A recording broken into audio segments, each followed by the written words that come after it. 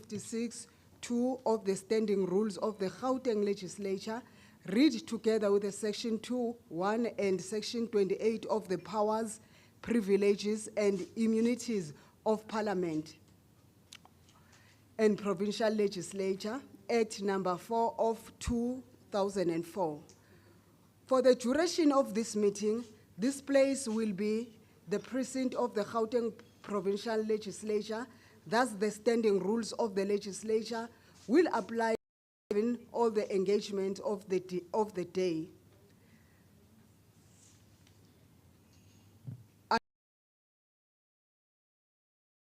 Officially open. Can I then request the representatives of the COJ, Sidibeng, Eguruleni, Tshwane, West Rand to introduce themselves?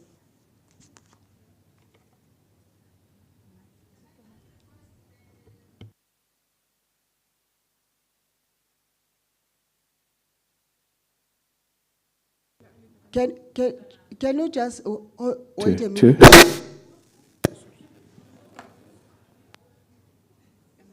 Two.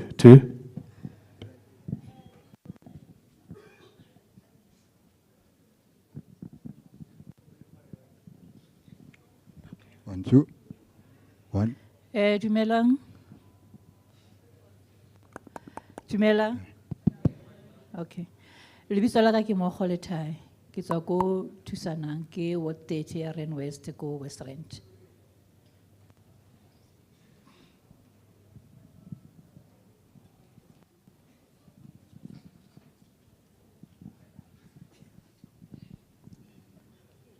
Dumelang ke nna Thandiswa Dorcas Tshweni ke tswa ko Boriki Gauteng Development. Ke represent the COJP. Good day, everybody. My name is Portia Moyikwa. I'm from Sidibeng under the in Sebokeng. I'm part of Ward Committee in Sebokeng, representing everybody that is here from Sebokeng. Thank you. Good morning, everyone. I'm Kolsile Nkosi from Ekurhuleni, representing Leratong Advice Center.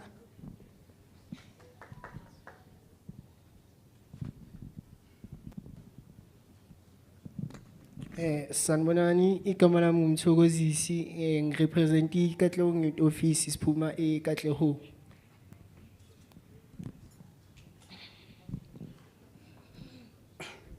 Dumelang kaofela. Lebitso la ka ke William Modimong, ke tswa ke le Tshwane Winterveld, ke representa Khabu CAC.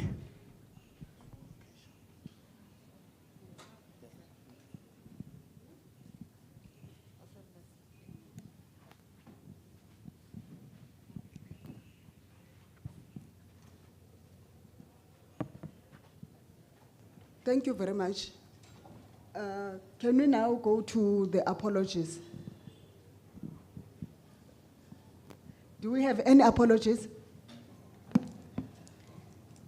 Good morning, Chairperson, honorable members. For today's session, I received a late arrival apology from Member Select. Thank you.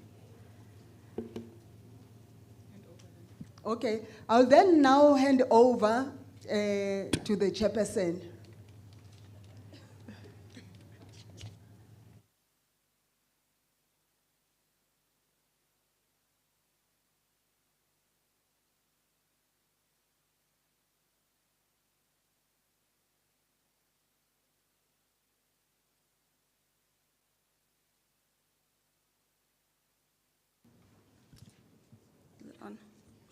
Thank you, Member Miso.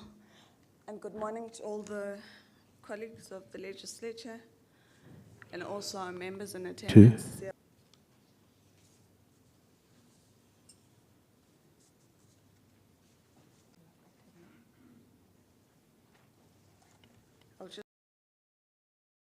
Thank you. Okay. We've got our opening and welcome, which has been done. Our apologies. At number 5, we've got correspondence. Yeah. Okay, number 5 is correspondence, solutions and tracking. The research analysis on responses 2. Number 8 is referred reports. Quarter 3 performance report for the financial year of 2013. And then we move on to the provincial bills and item. May we move for? Thank you. We can open this house, and I take it it's already been declared. Okay. Item 5.1.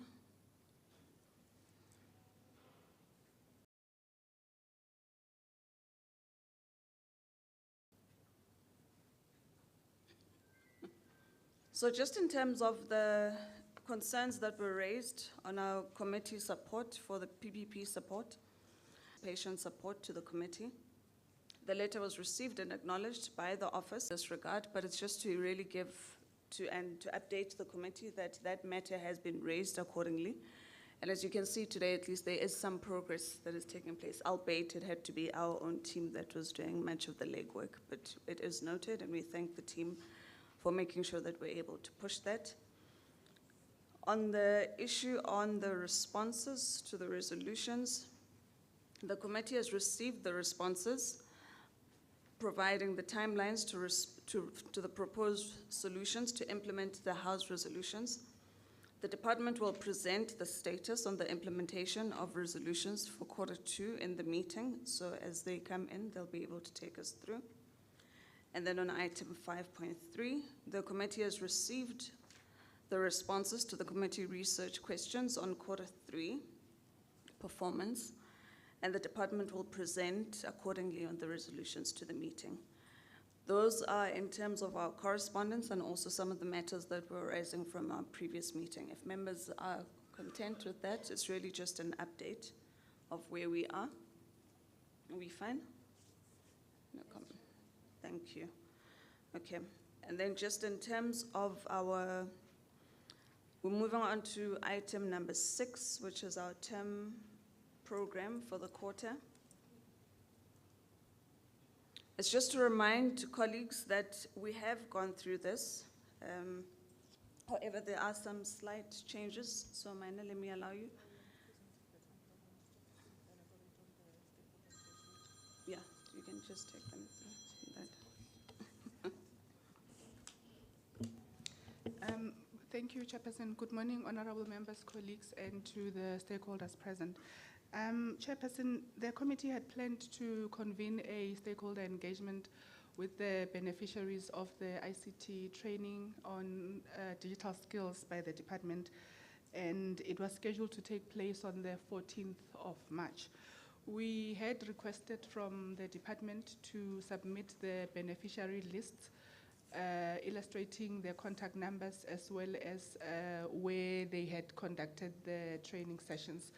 The submission to the committee on the 26th of February, however, we received it only on most that the stakeholder engagement with the beneficiaries rather be postponed to a date after when we have received the correct stakeholder lists, because what we got is not credible in such that we are not able to track if the department is also tracking the training that they offer with the partners like the Oguruleni TVET and with UJ.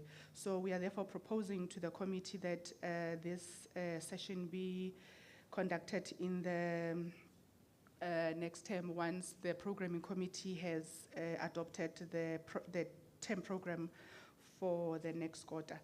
And however, Chair, we are also proposing that the committee then shifts its focus on the engagement to engage the department on the training programs that they give and that they come and give an elaborate explanation to the committee of what the training programs entail.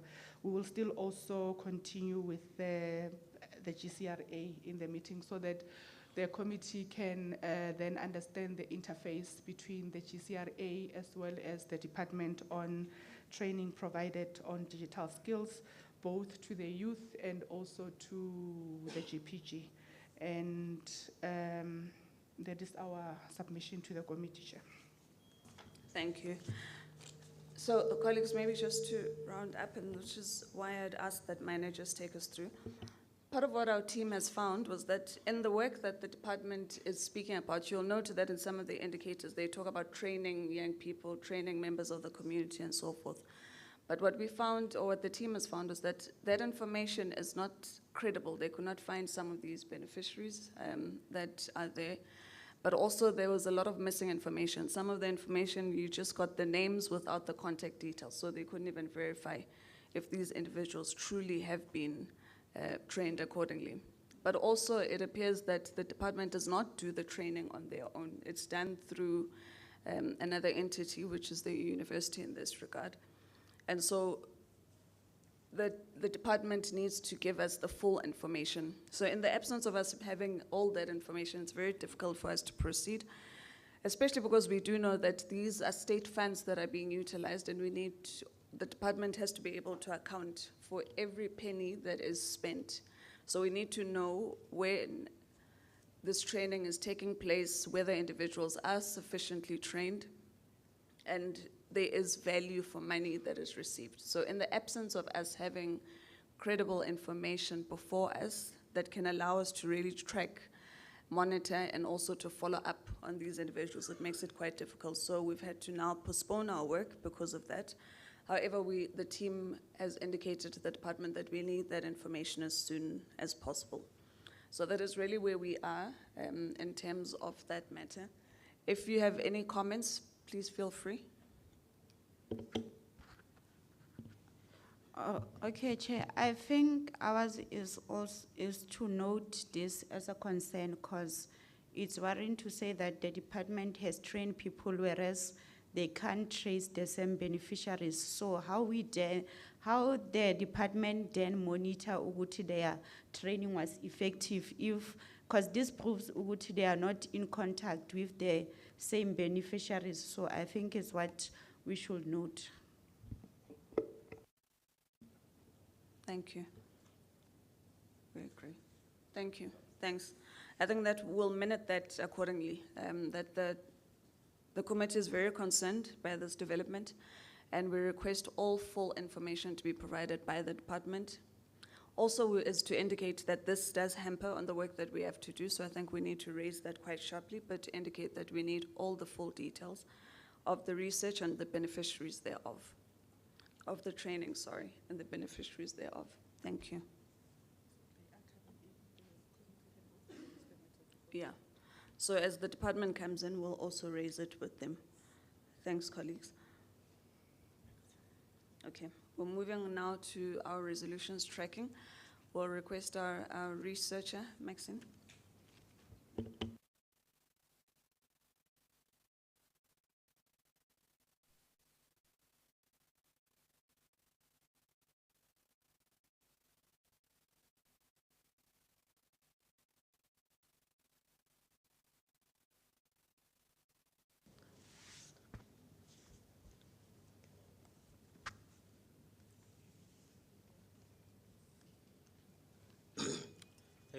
Thanks, Chair.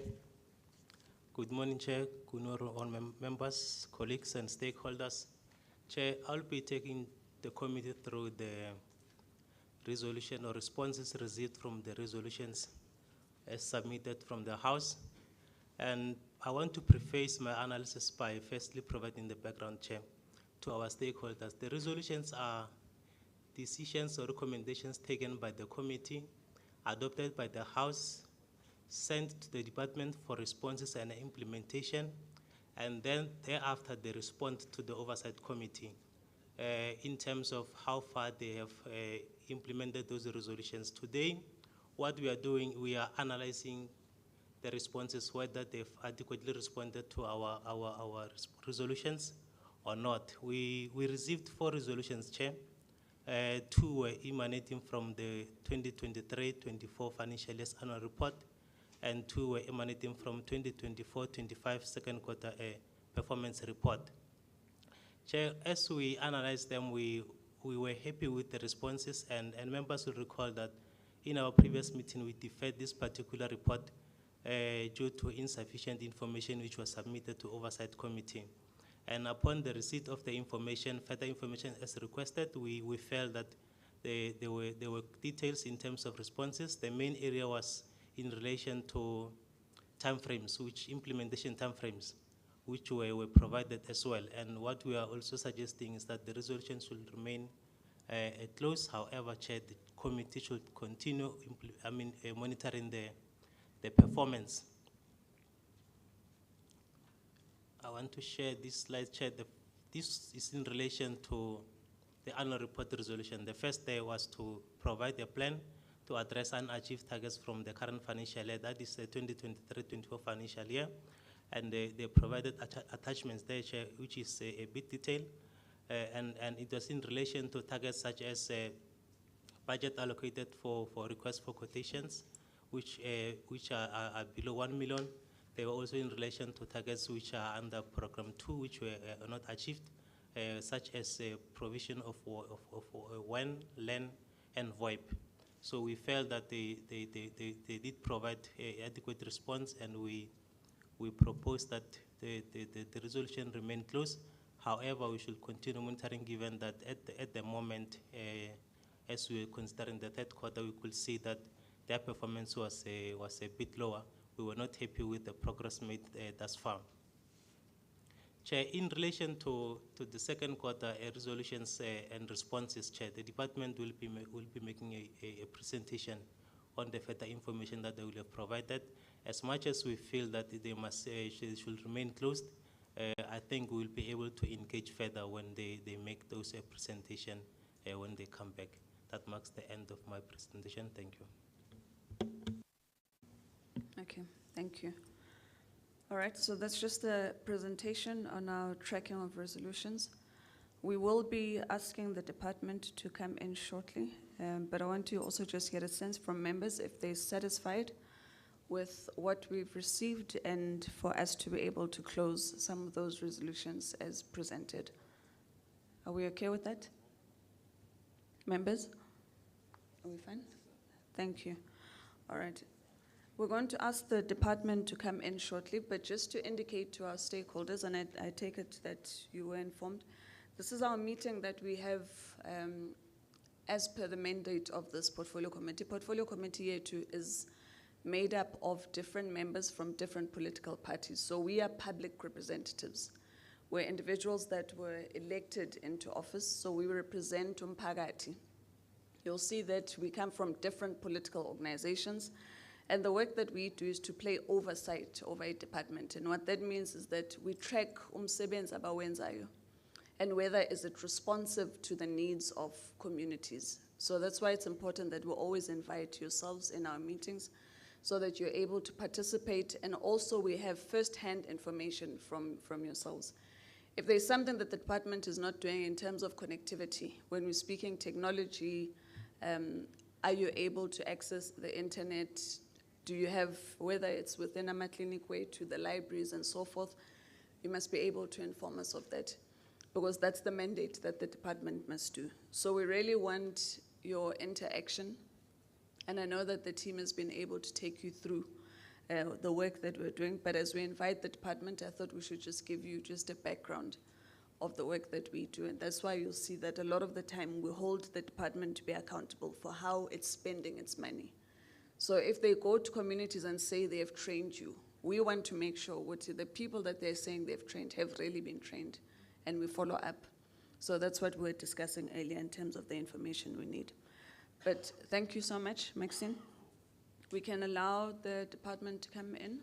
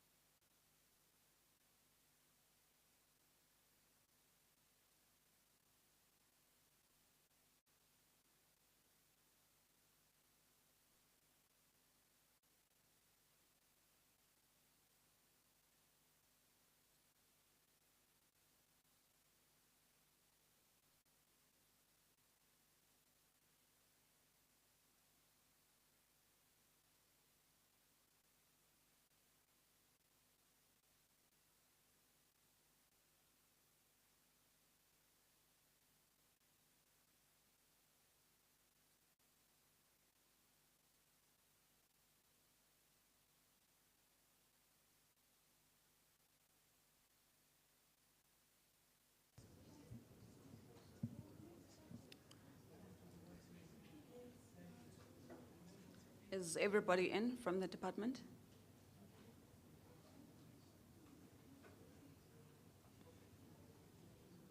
Okay. All right. Thank you, colleagues. We are joined now by the Department of eGov, and further by CETA and our municipalities. Just to inform the colleagues that have come in, you'll see it's a full house today because we have invited stakeholders. As you know, that as public representatives, it's important that we have as much interaction from them as possible. And so they are present with us today. Just to also indicate that in terms of the rules of the GPL, this venue has been declared, and so we will be able to proceed, and it is duly recorded. And also just to thank colleagues for those that have attended. Let me ask the department if you can, and the CETA and the municipalities that are present, if you can just please introduce your entire delegation so that at least the stakeholders amongst us know who is who and what you are responsible for.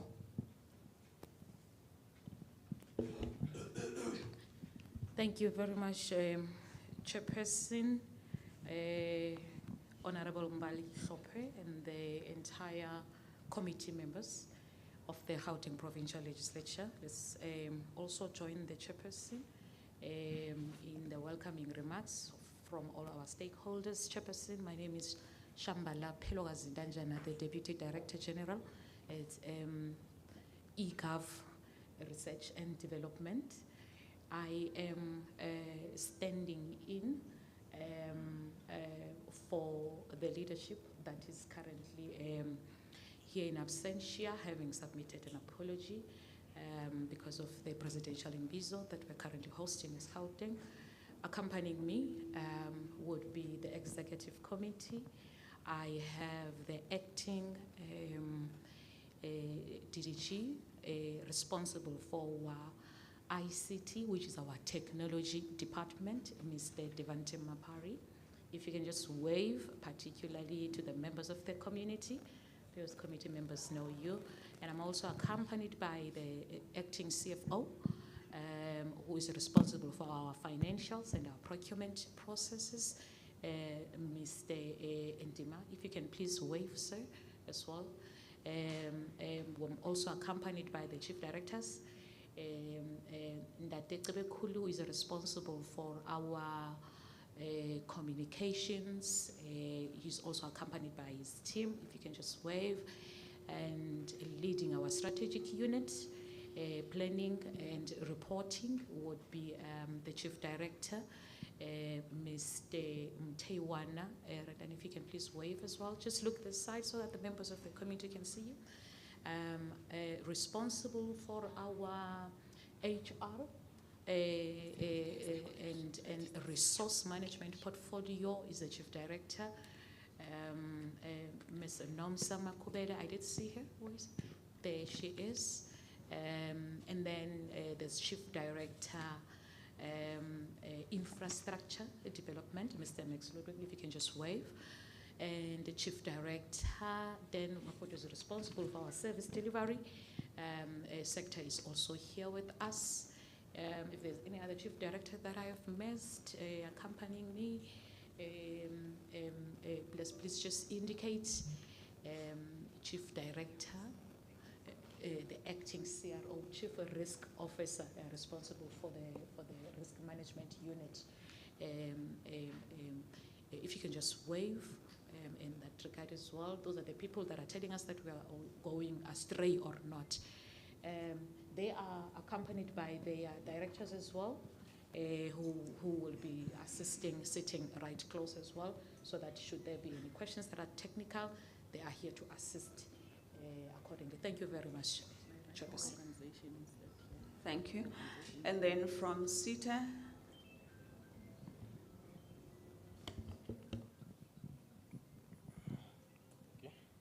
Good morning, Chair. Good morning to the honorable members. Morning to the colleagues from various entities, to the community members as well. My name is Sianda Bekwa. I am from SITA. I'm responsible for Gauteng province at SITA in a capacity of head of department. With myself here, I'm with Rose Ngwane. Maybe Rose Ngwane. Okay, Rose Ngwane is also a senior within SITA, responsible for provincial and local consulting. That will be the two of us from SITA. Thank you very much. Thank you. And then the delegation from the municipalities.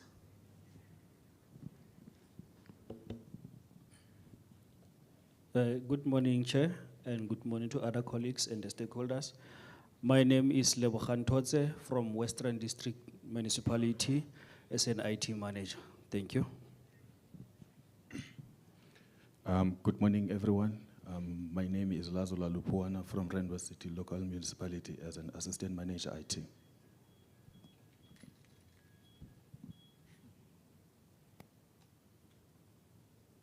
Okay. Is it only, do we have other municipalities? Morning, colleagues. My name is Leslie Selimela. I'm the acting IT manager from Merafon Local Municipality. Thank you.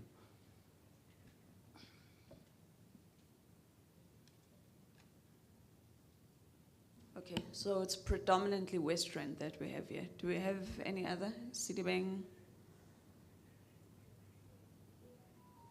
Okay. All right.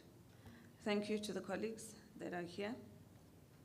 We're going to proceed now, and thanks to the department. So those are just the introductions that we received, and we felt it was important that you introduce yourselves to community members so that Mphakathi azi ukuthi when you work for government, what exactly are you responsible for? So it gives them some insight.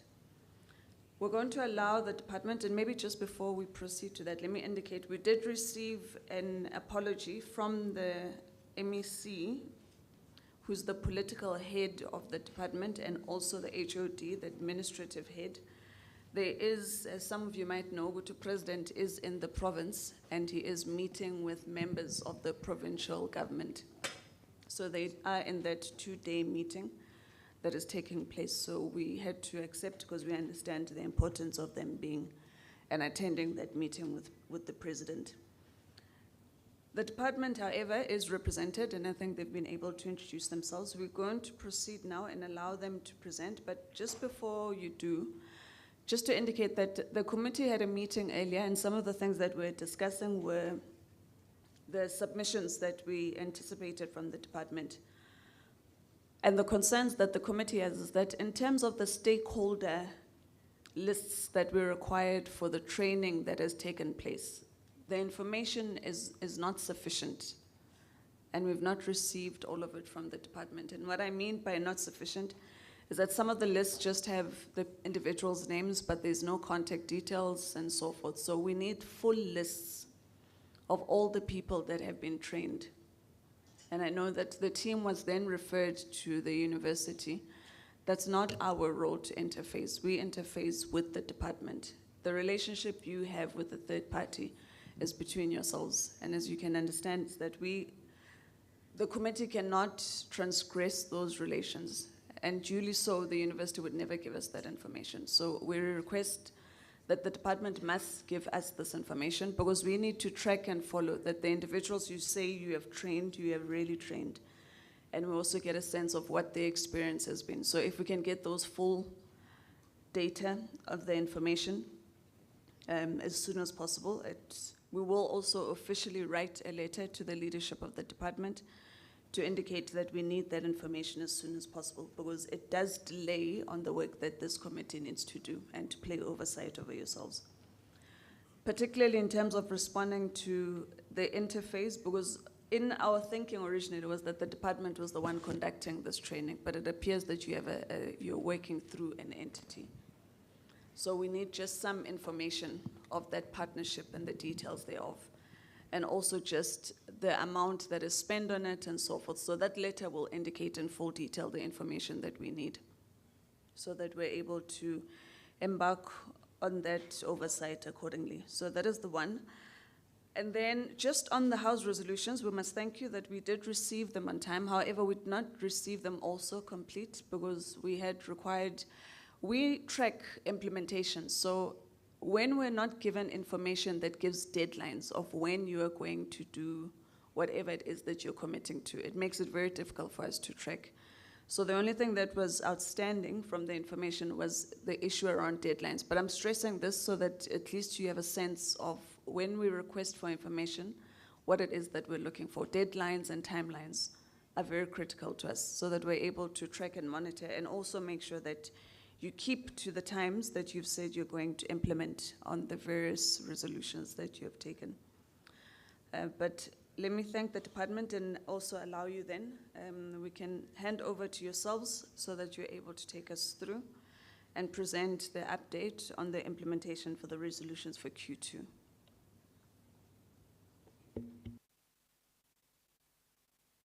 Thank you very much, Chairperson. Chairperson, we have noted the concerns of the committee and we have jotted them down and we communicated accordingly to the MEC and translated to administration for planning purposes as well. If the committee will allow, I would now request our Chief Director responsible for reporting and planning to take the committee through the tabled report and submit it to the committee. That would be Mr. Mtewane, who will be leading the presentation.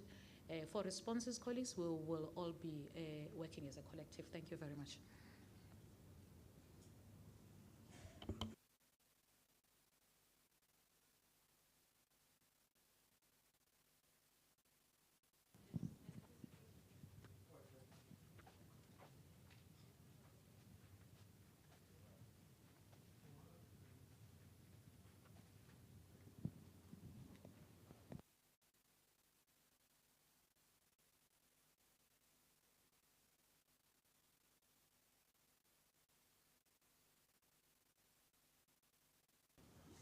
Good morning to everyone, to the committee, the chairperson, and colleagues.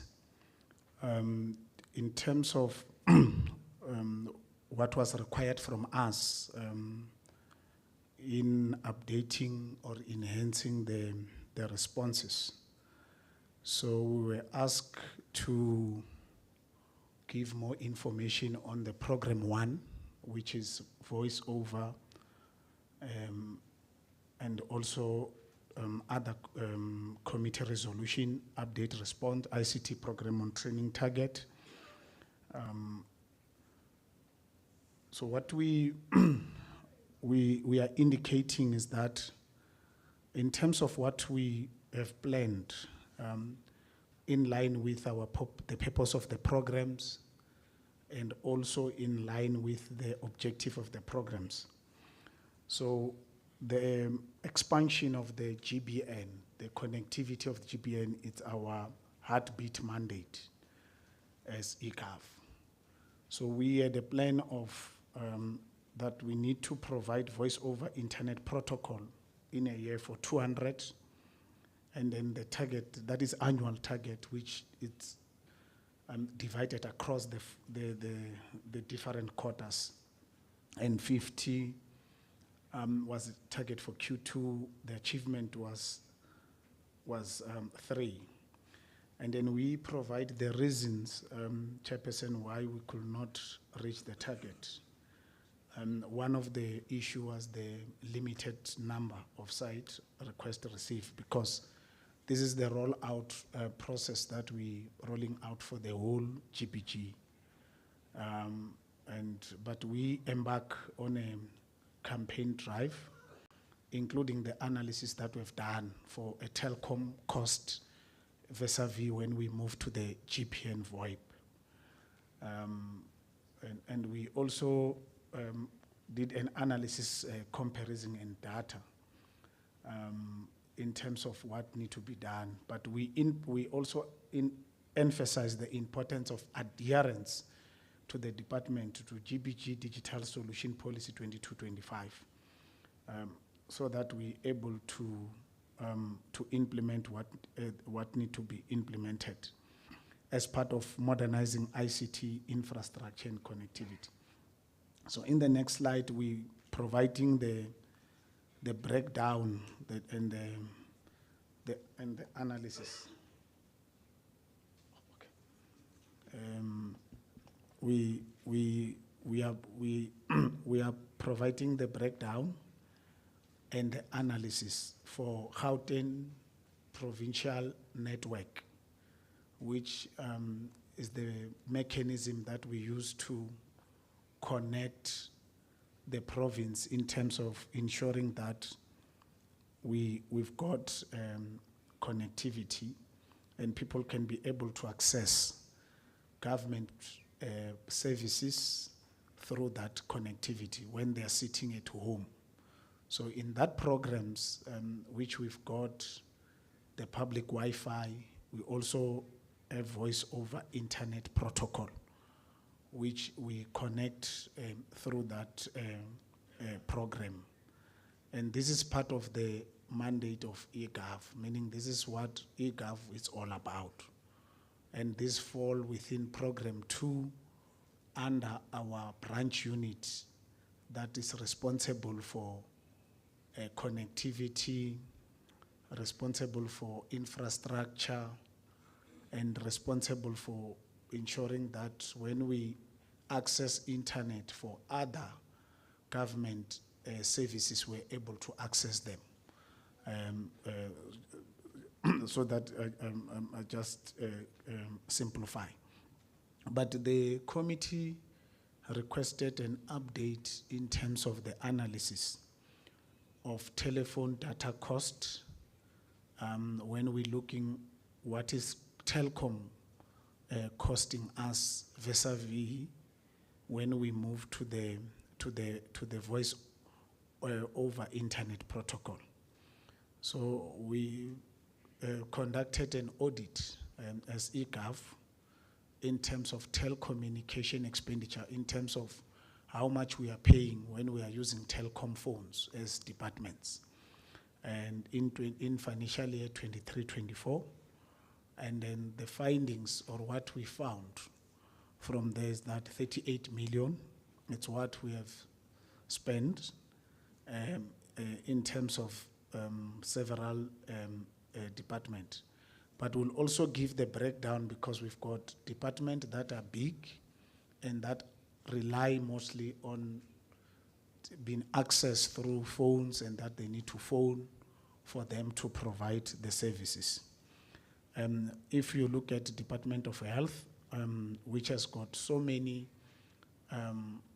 portfolio, is the significant higher in terms of that total spending on 29 million.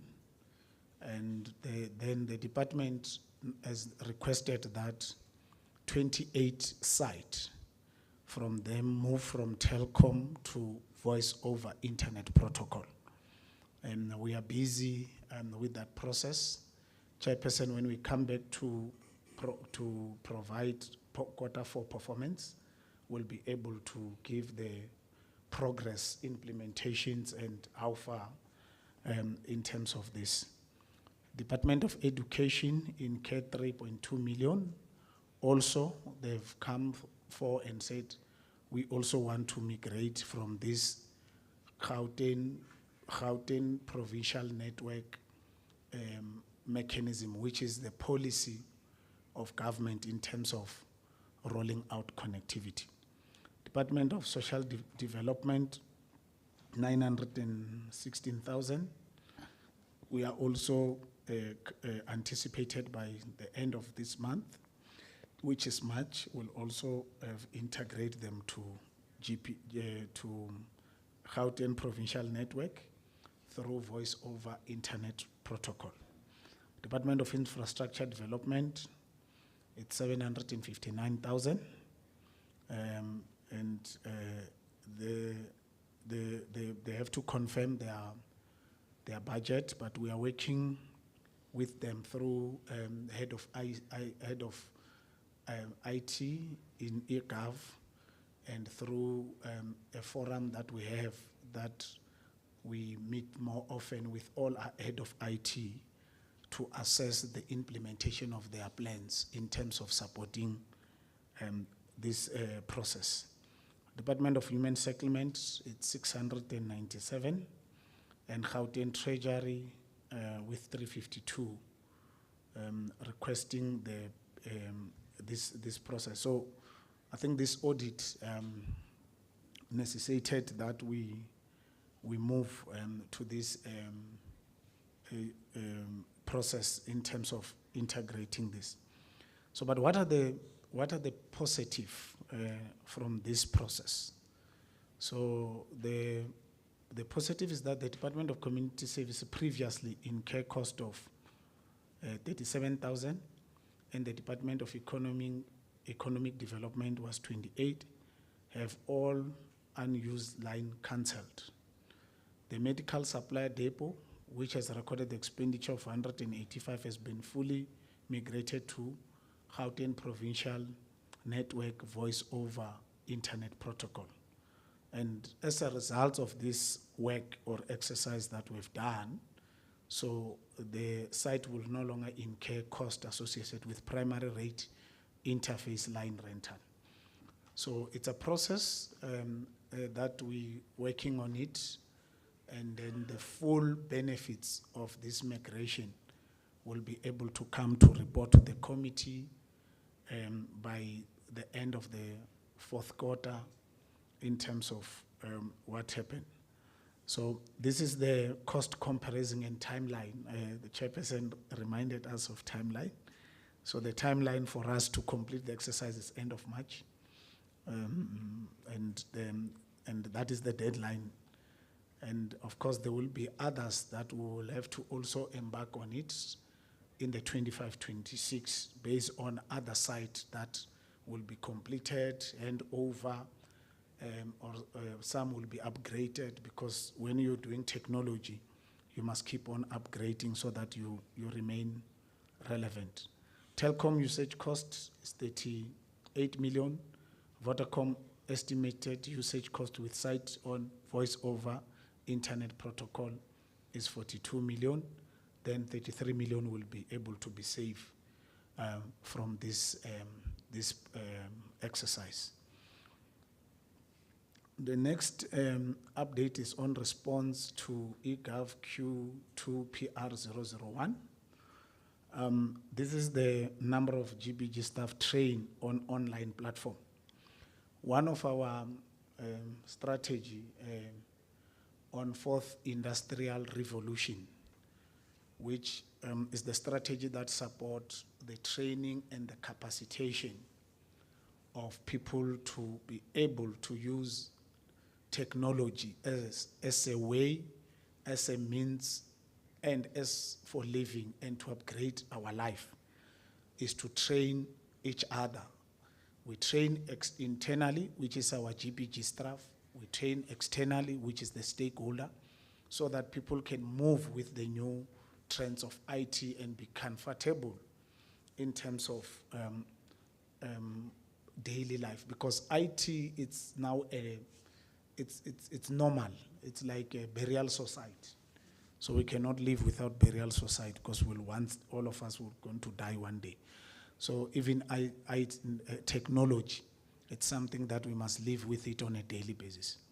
So the annual target is 7,700, and the Q target was 2,750, and the achievement was 1,433.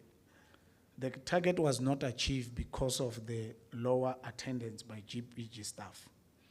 So we have an assessment mechanism as the department to ensure that, because this is one area that it must be complied, because you cannot continue to invest on technology when you are not training the people that need to able to implement that technology.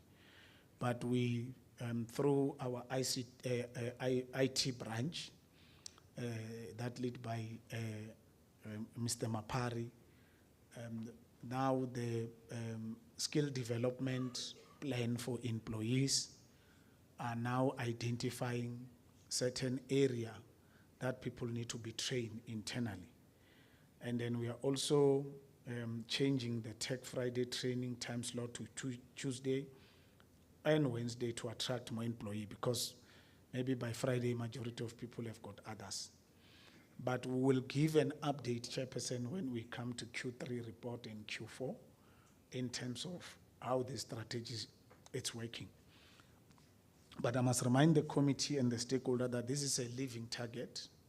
It's something that is daily and ongoing, and it's very important because there are a lot of trends and a lot of technology implementation that we need to make sure that our people are being trained. So department will establish an agreement with client to ensure consistency, accountability, and alignment to strategic objective.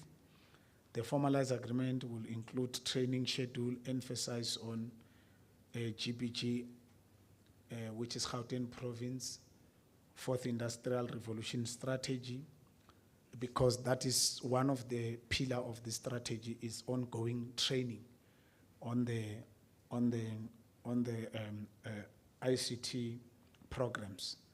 But it's to also to ensure that where we are not getting a good responses, we write to the HOD of different department to highlight the attendance level vis-a-vis the total number of the staff that they have, so that we can be able to have people to benefit from these programs.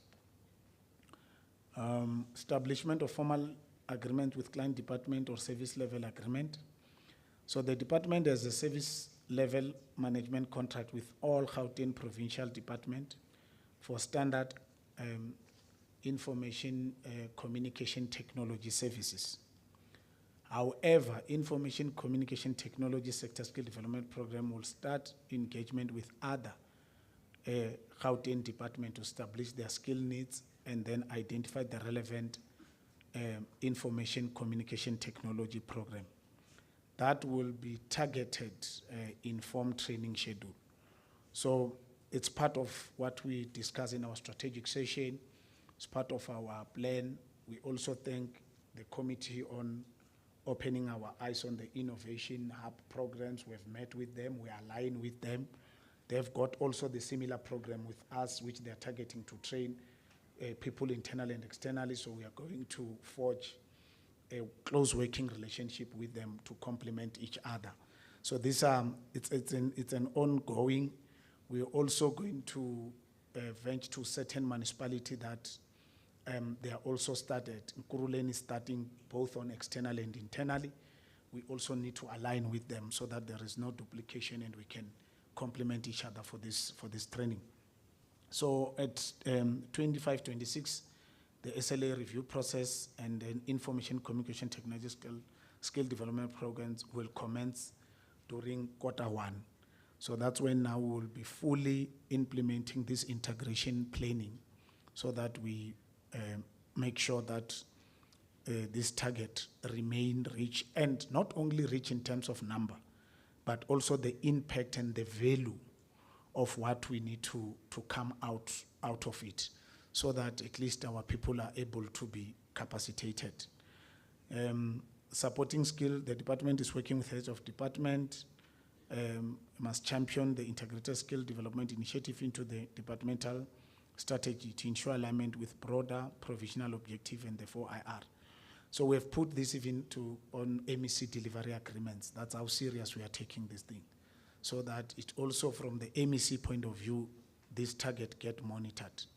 We will be able by 31st of March issued a detailed program letter to head of department. Why 31st of March is because we are still going on, I don't want to use the word consultation, but going on presenting this plan so that there is alignment, and we also cater that we don't have dates and program when you find that people that we are targeting, there is also other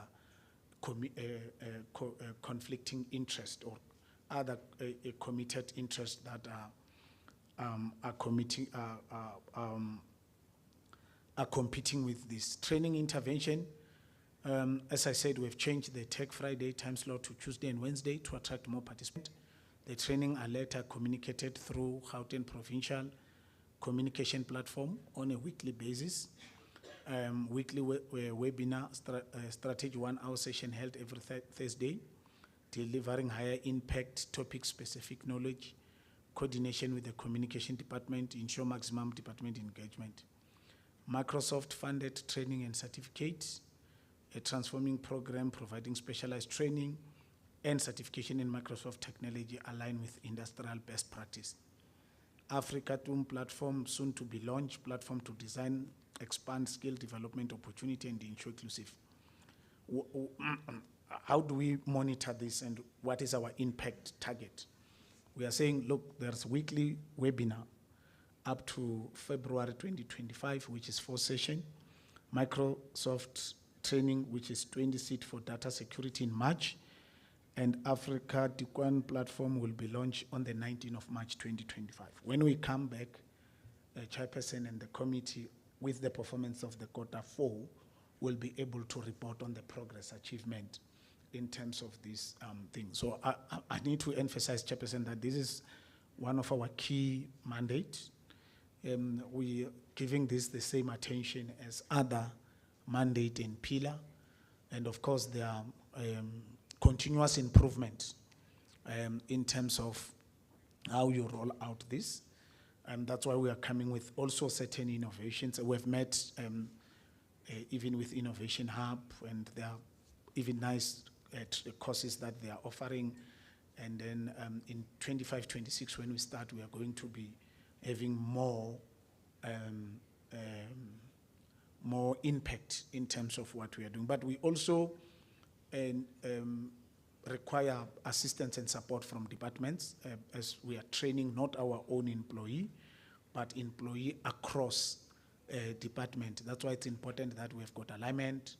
We don't have competing interest or conflicted interest, because it will end up rendering this process not to be effective.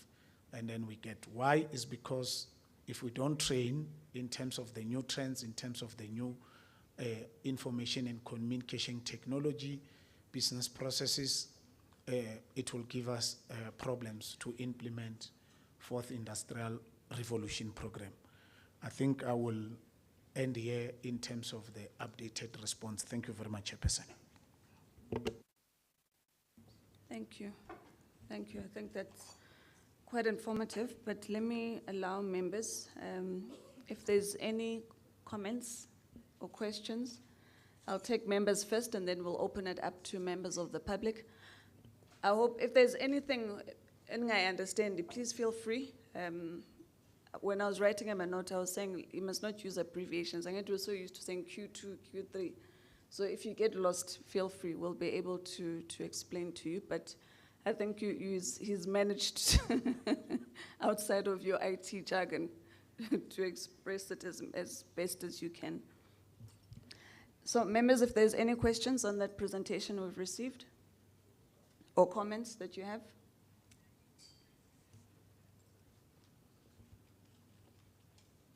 Okay, I take it we're fine. I'll move then to the House. Are there any questions or comments from members? Anything that you want to ask? You have seen Gut is taking us through some of the training that they're doing and NAMA partnerships that they're adding on with the launch of your Africa Tikkun platform, amongst those, that will be taking place. If there's any questions from the House or comments, there's no silly question. It's a free platform so that you can have at least a better sense of the work that the department is doing to try and connect you. Because we talk a lot about the 4IR, so the use of technology is very important. So if there's any question you'd like to raise, please feel free.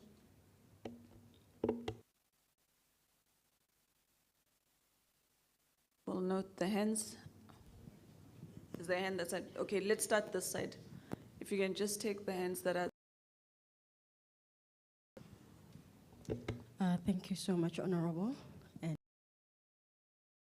Ms. Malefa from Sidibeng region, representing Sanko. The question,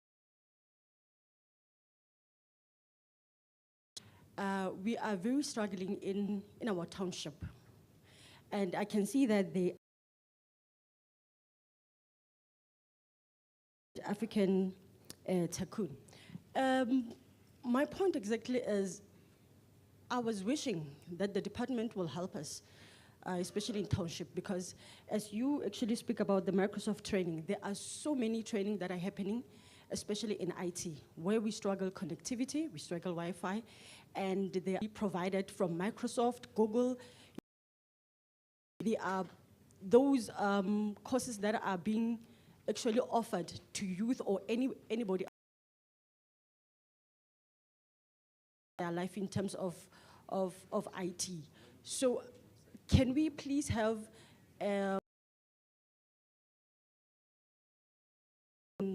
do those courses? Because some of the courses that the department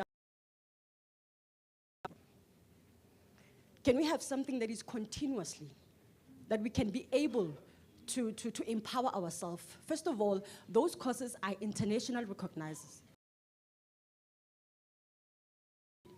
Provide job for you. Deloitte, those are the companies that actually try to make sure that people get the jobs in terms of those recognizable international certificate, where Coursera, Pearson is giving. So how can we try to get those training, giving the people kept Wi-Fi, making sure that electricity is provided for us. These are opportunities, people, that are functionable. This is the platform where able to access education. IT is broadened up. There is Gen AI programs that are actually being provided for us that we can use. Even the children can be able to use those things. Can we just make sure that we have a connectivity that is uninterrupted, electricity that is uninterrupted, especially in libraries, so that we can be able to get jobs, we can be able to work even overseas, we can work even remotely while we're at home, actually continuously being provided for people, but people are not aware of it. Because in our township, we struggle that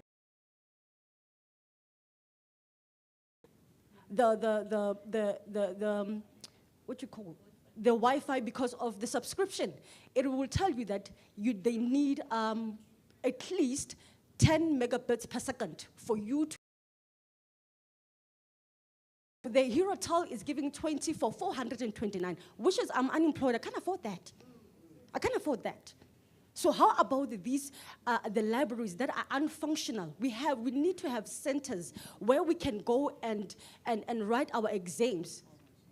There are municipalities that are building in Vereeniging that they can only utilize to say, these are the buildings that only IT people that want to continue endeavoring to different platform of IT, they can say, we have an exam centers. I can not only study and then they tell me that there is a exam center in Sandton, in Bryanston. I don't even have that money to go there.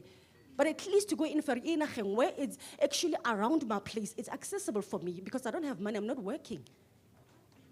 So can our government help us a lot to say, we need that education? We're always preaching, the government always preaching us, education is power, education is key, but you don't give me anything.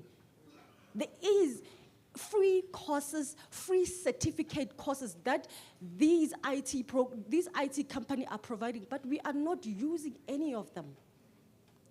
Can you help us to get that connectivity that is uncapped, that is uninterrupted, that we can continue to use them? Thank you so much. Thank you. Good morning, members of the Parliament. My name is Ayand. I'm from Borki Ward 5, presenting EFF. Chairperson, I've seen the presentation and I'm worried and I'm concerned as a citizen of South Africa. One, the department has underspent their budget and it's not acceptable. They must give us a reason why they underspent. Two, Chairperson, there must be full post jobs for the youth in high level of employment is so high in our communities. So Chairperson, We're asking the department to hire people so they can work if they're willing to work for us. It seems as if the IC infrastructure development by the department is not reliable. Most of the time, Wi-Fi is very, very slow or not working. And also the department is failing us. Chairperson, the department must facilitate entry into business opportunities available.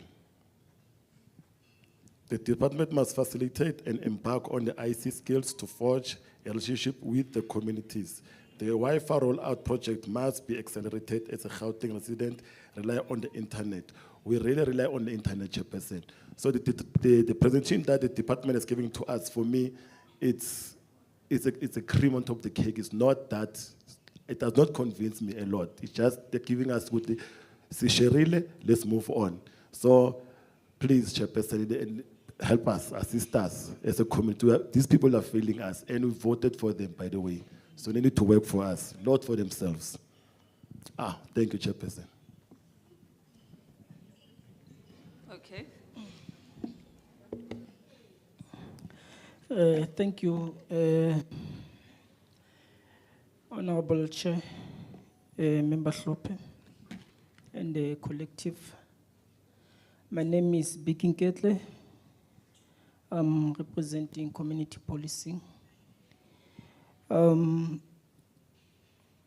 The first speaker, she nearly covered me, but I just want to emphasize that, Madam Speaker, can the government take its services very close to the community, more especially to disadvantaged communities? I can talk to the communities of hostels. There's communities in the squatter camps, coming from Sidibeng, in Sebokeng. So can the services of the government, of your office, go very close to the community, where the young people or the poor of the poorest can access this public Wi-Fi, especially more young people, so that they don't travel a distance maybe to go and utilize the Wi-Fi? Because people are not working, there's no, and lately, so our education needs them to search some of other things, especially young people, the learners, so that we can even utilize the Wi-Fi to work from home, some of us.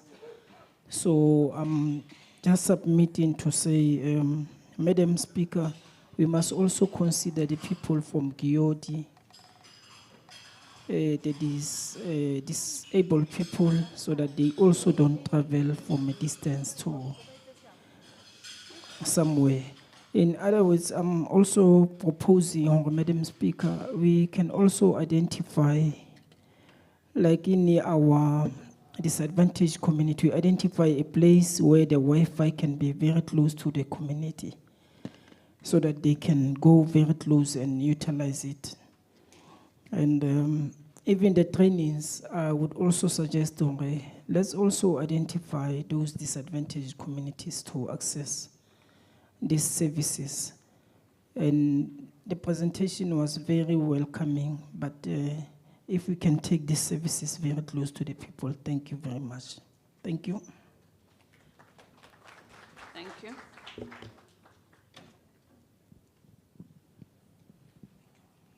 Good morning. My name is Mbalima Shinini, and I come from Mufulo, CPF representative under Moroka precinct. Where we come from, we look after 10 schools and 2 hostels. And I can tell you that the presentation that we heard here today, even those that I've come here with, it's the first time hearing about it. There is no Wi-Fi in our schools. In the hostels, you've got children that have to study and they have to travel to the location, such as your Klipsprays and your Mfulo Souths, whereby they must look for an internet cafe. We've got a school right now that gangsterism has become popular because education can no longer take place in the classroom. Reason being, there's no computer labs. The Department of Education, some of their syllabus requires them to do research. When they bring phones to school, they get taken away. They get confiscated because you're not allowed to bring it at school. Those teachers that allow them to do such, what ends up happening, other students steal their phones. This is what is currently happening from Mfolo, from Kwezi side, all the way to Mansfield, whereby we are at a disadvantage where our children don't even know what AI is. We speak of the fourth industrial revolution. They will not even know what you're talking about because nobody has come to them and said, look, this is where we're headed. Technology is where we need to go. Those that are privileged are those children that don't even go to school within that area, because then they've got those opportunities in their schools to say, we've got libraries. Where we come from, I think a library ended up with my generation. Even the ones at our PCOs, there is no library. When you have to do research, it's either you go ask somebody to say, can I use your Wi-Fi? Those that actually understand what Wi-Fi is. My plea to this department is, can you take your services and bring them to our sector? Bring them to our areas that were close. Bring them to our hostels, where we still have young people who thrive to become something or somebody's one day. But unfortunately, because they don't even know in terms of their scores, what they need to get, how when they pass, what is it that you need? Do you need a distinction to become a doctor? Do you need above 80%? They're not privy to that information. What they think is passing by 30% is good enough to get me into university and I can become anything I want. Because why? Lack of information. It feels like we are living in the rural areas, yet we're in Soweto. We know nothing of. Thank you. Thanks.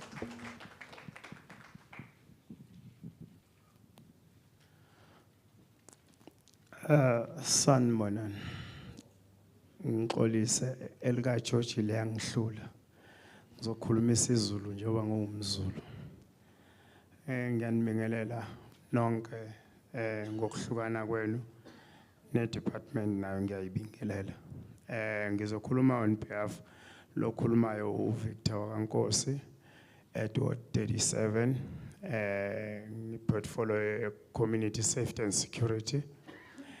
Ngifuna ukugcizelela kakhulu la usasimbali bekakhuluma khona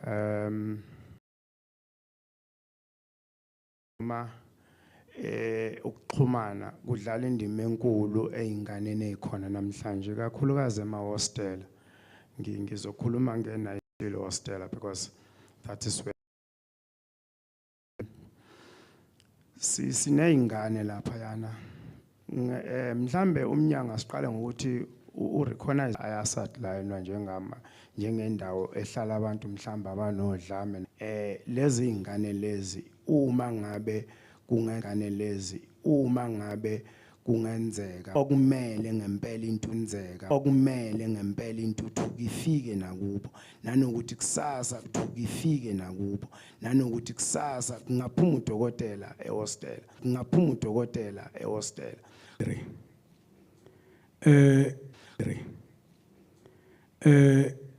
Ke utlwa ba fetsa go irilwe since last year to ba teng no re fetsa March a so bolle camera le A1 so ke camera e fitli ko le Wi-Fi le no go botse ke bolla ka taba ya hona bana ha e bereke lo no batho ba complain le kentse Wi-Fi but ha e bereke ba ne ke be itse hore tšhelete e berekisweng ne berekiswa hore di Wi-Fi tse di tlo khabisa or ne ba di la public because re na le holo mo bana ba ka bereka mo teng ba ka berekelang go teng ba khona kry Wi-Fi but ha e bereke. Thank you.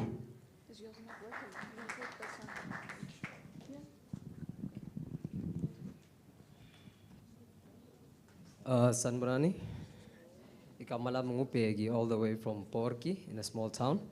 What we only have as a problem in Porki is because of mainly in our library. We don't even have a Wi-Fi. Ne? Before we used to have, but it's not, it normally worked anymore.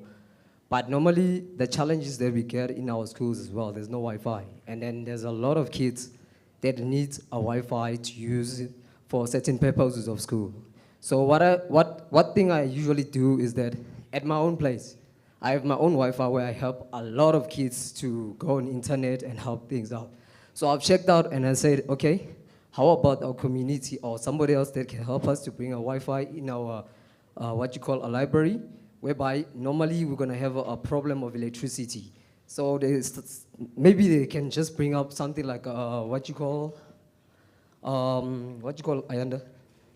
Generator, or give us a solar panel whereby even if there's no electricity, we can be able to access it for our kids. That's what I'm asking for.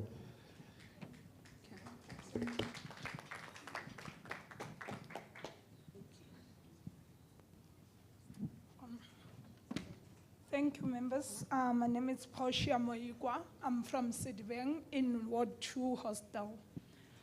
Most of the people have covered what I wanted to say, especially the people that are from the Val where I come from.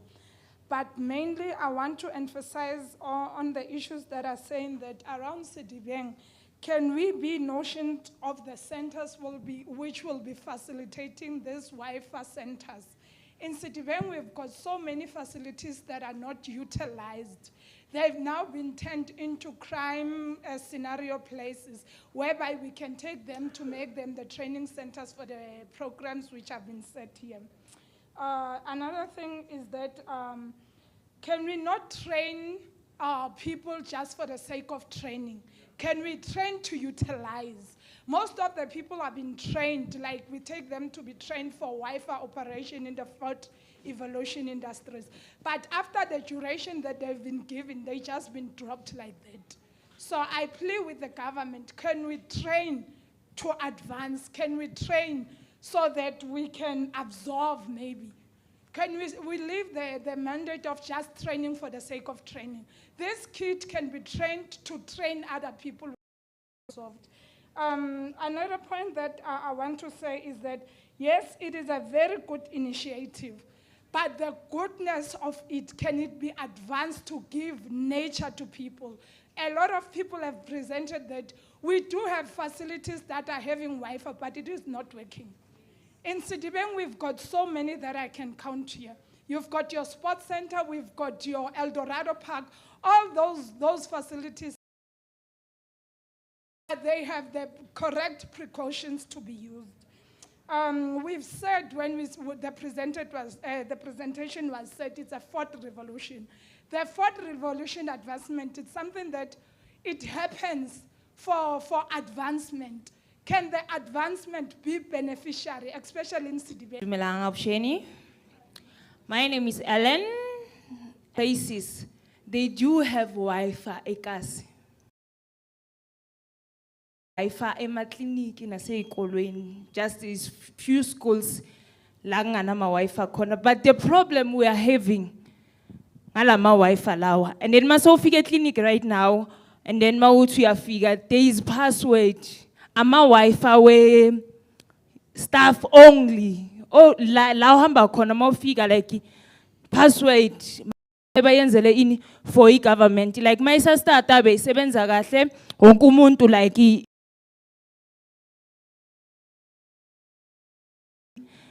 staff kuphela, even nasey'kolweni yabo tishari kuphela. Thina asakhona ukuthi like isenzeni siyisebenzise. And then another thing nakhona esoyicela, sicela ini ama-camera noma nafaka few nyana like la istradini ukuthi like anything like mayenzeka nakhona like sizokhona ukubona because of i-crime igcwele, and then leyo ingafula like if kunama-camera izinto ezinjalo. Ngiyabonga. Thank you.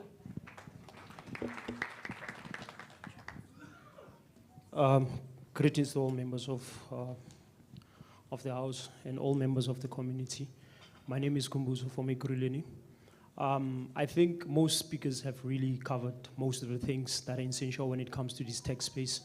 But I think the most essential part is that if we can combine the entire complaints or the statements that have been said, I think there is a lack of infrastructure that needs to be in a placement to ensure that all the developments of these technology inventions or whatsoever installations, they need to be a place whereby we can all agree to that there's a lack of infrastructure. Fourth, industrial development needs to be integrated in a way that really suits everyone.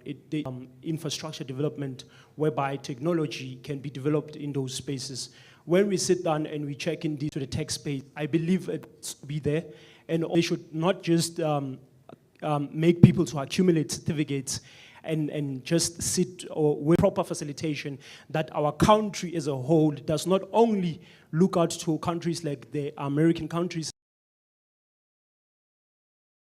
We do not depend on them. We are able to utilize things. We also have inventors who can also invent things. We should not always depend, but I believe that in the IoT space, in my case, if I can speak, I understand that in IoT, there are many inventors. We can invent things. We can make things to be remotely, because it's a new life, it's a new day, it's a new dawn. We're supposed to utilize it and make the most of it. It's possible for us. There's money there. Figures have been spoken, and there's many figures that I don't believe that they're being utilized in a way that it accommodates and also covers proper parts within the country. And it amazes us as members of the community that there's always a gap in between. Other areas are covered, other areas are not covered. We now need to come, it does not make sense. But at the end of the day, I believe that government, I think the first investment should be the infrastructure, to emphasize it in a proper way, because I think the most important thing that they've missed out, they missed the fundamental thing, which is the infrastructure of that. The implementation, yes, it's good, but the infrastructure, no, it's needed. Thank you.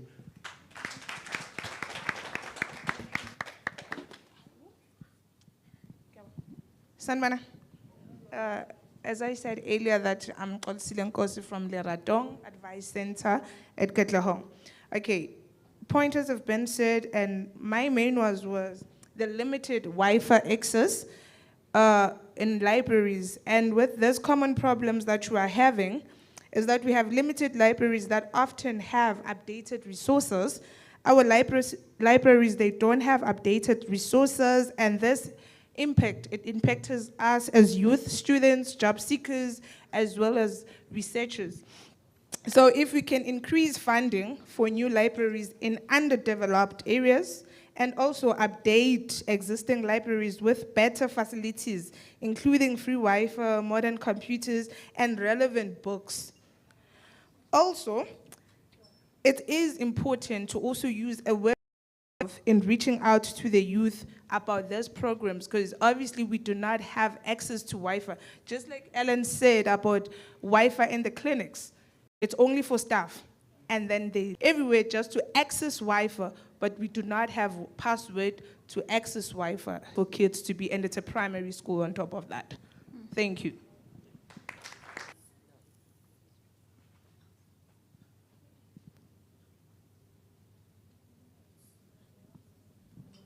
Oh, was that the last hand? Oh, we've got a hand there. Mo kholetae ke tswa ko thusanang ke clinic committee ko thusanang mama ntho e tlo e bua mara ha ba se ba e buile the most tla o tla hanyane fela ko thusanang re na le clinic re na le library ina le Wi-Fi ha e sebetse ha re botsa lebaka ho thwa ha hona motlakase and they know ha ne ba kenya Wi-Fi they know go thusanang ha ina motlakase.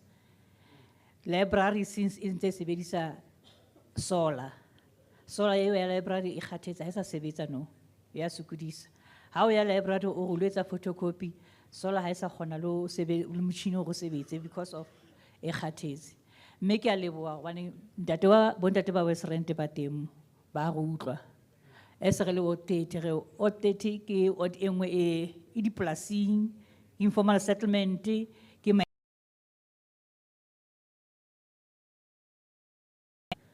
ina le bothata ba ke ipotsa yona kwala di tlo kgona go sebetsa go sena Wi-Fi na go je bothata ke Wi-Fi hape ke a leboa batswadi. Okay, dumelang bagolo. Le bua le Manthathimile from Sedibeng o 32. Nna bothata ba ka ke a utlwa ne go tlo bana le program e ya hore re tlo rutwa ka IT and all stuff. So problem ya ka nna E1. Rona I'm 42 now. So hona jwa di program tse hlaya di bua ka di age 18 to 35. 82, and I'm willing to hore ke etse ntho eo, ke etse jwang. Bo problem ya ka hona jwale ke bo mme ba baholo, so ne ke kopa government e ke eketse dilemo at least a re 41. Please, ke yona ntho ke e kopang. I mean to say sorry, ke batla ho 51. 51, please.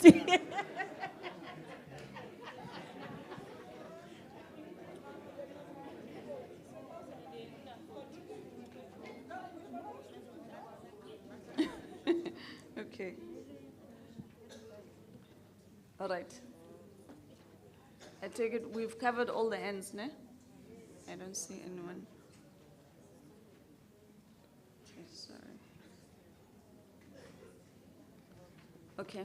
I think what we'll do, let's allow the department to respond. I know that you still have to present your Q3 report. So if there's areas that you feel you're going to expand on or will be covered in the Q3 report, you can do that and just indicate. But the ones that are not going to be covered, please respond to them so that at least in some level of detail, so members go back home with information.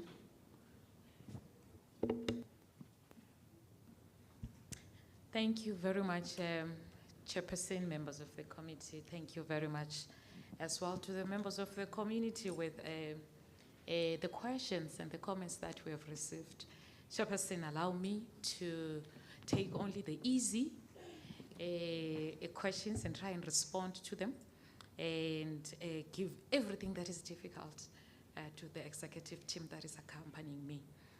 I will then start with just a highlight on the comments that we reflected on in our presentation that the chairperson would have also alluded to, particularly referring to the training. Chairperson, your comments have been noted. We will indeed pick up our stocks when it comes to the registration. Our communications team is here that is responsible to take registers when we are going out there to do training. What is coming out in your comments, Chairperson, if I heard the members of the committee correctly, is that we are not keeping proper registers in terms of the training that we undertake. I will give comfort to the committee by saying I am aware that Chief Director Communication now that is informed by our ICT. So what will happen now when we get into a training venue, people will be tagging and we will be recording it electronically. Will assist as well in terms of knowing your address, your ID number. So there will be some form of full information. We have also started to use our Google as well forms, which assist in terms of giving more information when you are registering. So you will start seeing those coming up as well.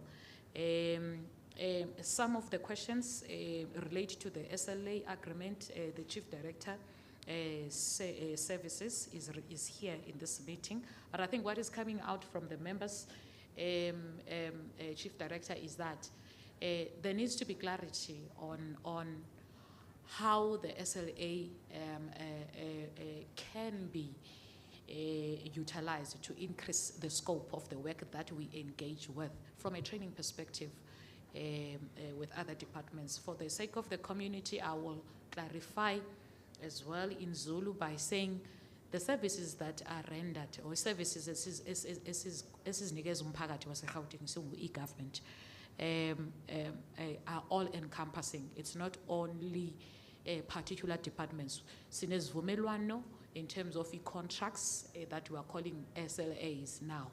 Kulezi zivumelwano esinazo nama-contracts with other government departments in Gauteng. We would be talking about your Department of Education, Department of Sports, Health, etc., community safety, all these departments, all these 14 departments, we sign an agreement with them. This is the SLA we have. And we're saying to the committee today that in our 2025-2026 financial year, as recommended by committee, sifundiswe committee ukuthi funeka si increase the scope of the work that we contract in those agreements. So these contracts, ezivumelwano zethu nalama department, now include also skills development. But that process needs a consultation.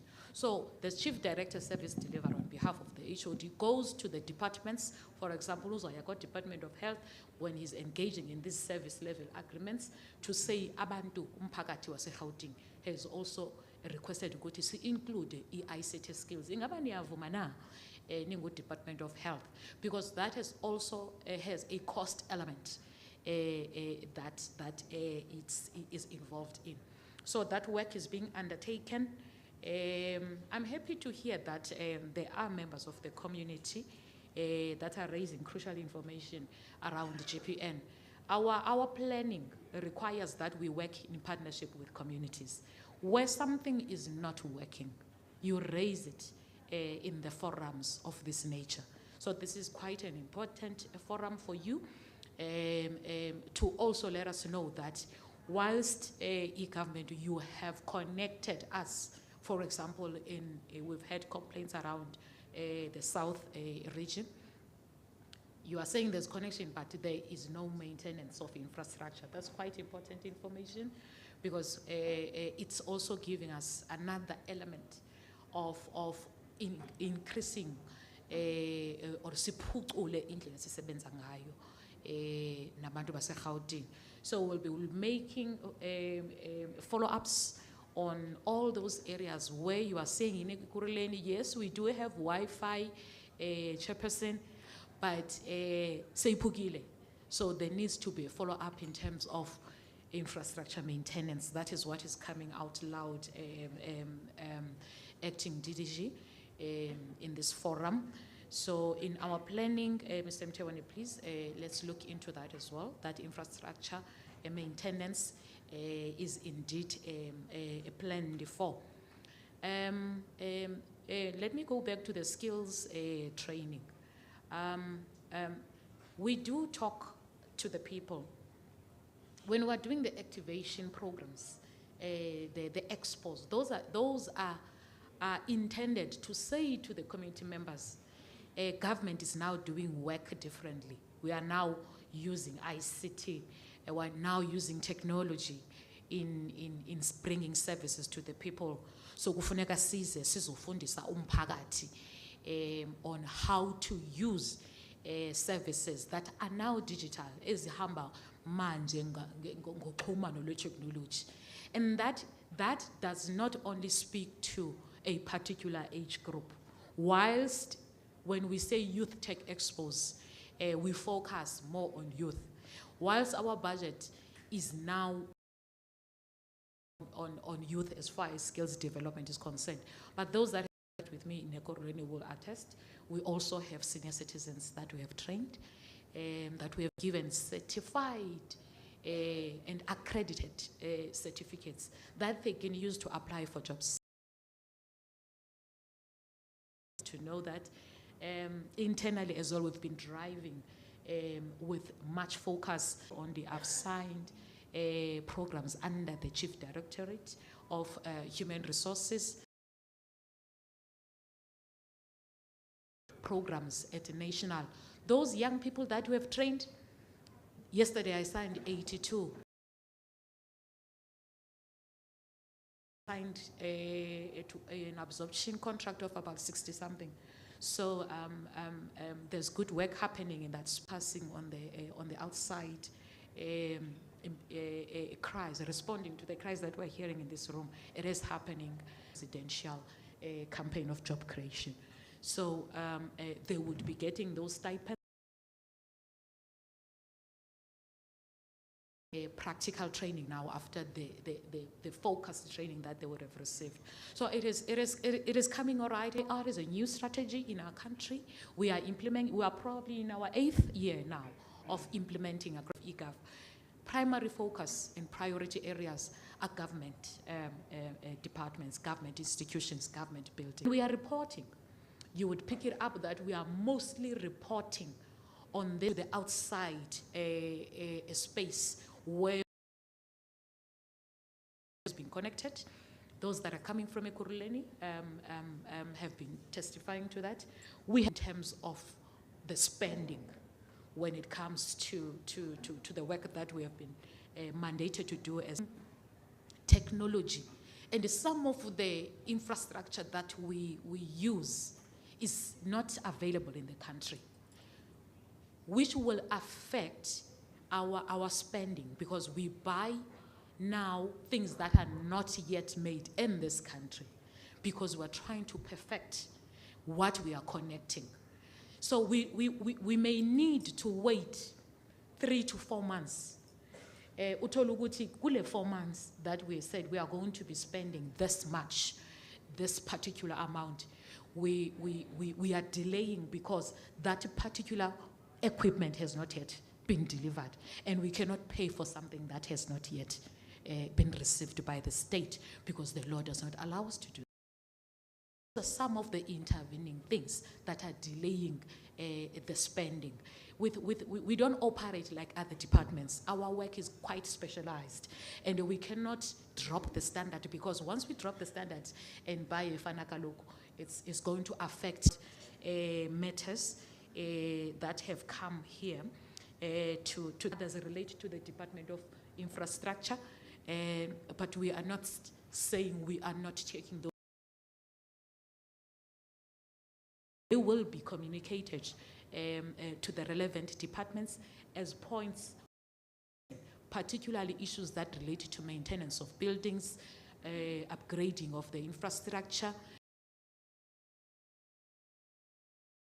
That at a particular school there's no ICT learning whatsoever, whilst in other suburbs so the children there are actually learning technology.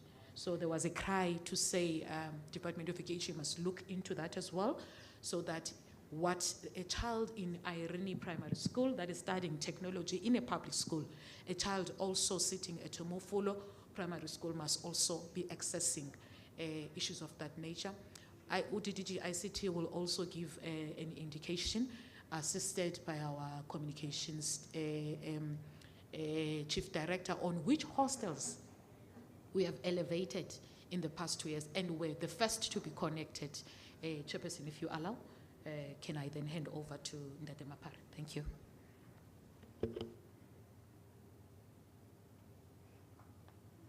Would you prefer the roving mic or you want to come this side?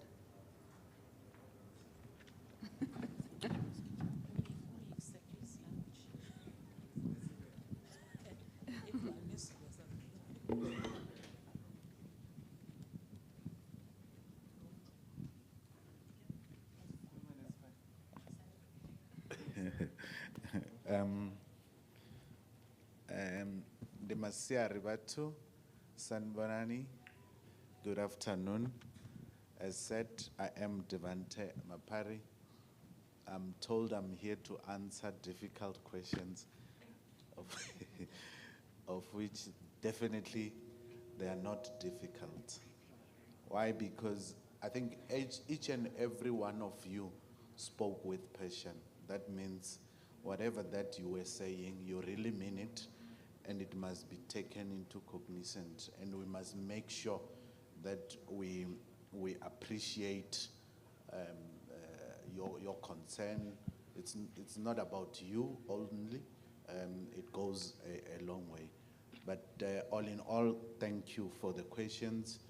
All in all, this session also helped us as the department. I must say, the answers I'm to give, I'm not spinning anything. I'm not a spin doctor. I'm here to tell the truth. And this truth helps all of us. If there's anything that I'm going to say and you can also help us, please find us and give us a note of advice to say, department, more than what I said or asked as a question, here is another way to help the situation. What happened was when the 7 administration came in, there was a thing called TISH, which is about township, informal settlement, and hostels. And all of you, I can hear you speaking the very same language. Maybe what we're not doing is advertising ourselves in terms of where we are with those activities. If you understand, the base of this conversation comes from us having all our stakeholders, municipality, the sitters, all those that we are doing these projects with are here represented in some way. And your comments also goes to that conversation. So the aim of TISH is basically to do this, that what you are requesting. We definitely are doing Wi-Fi in the townships, and we may be slow. Like I said, this is honest. We may be slow.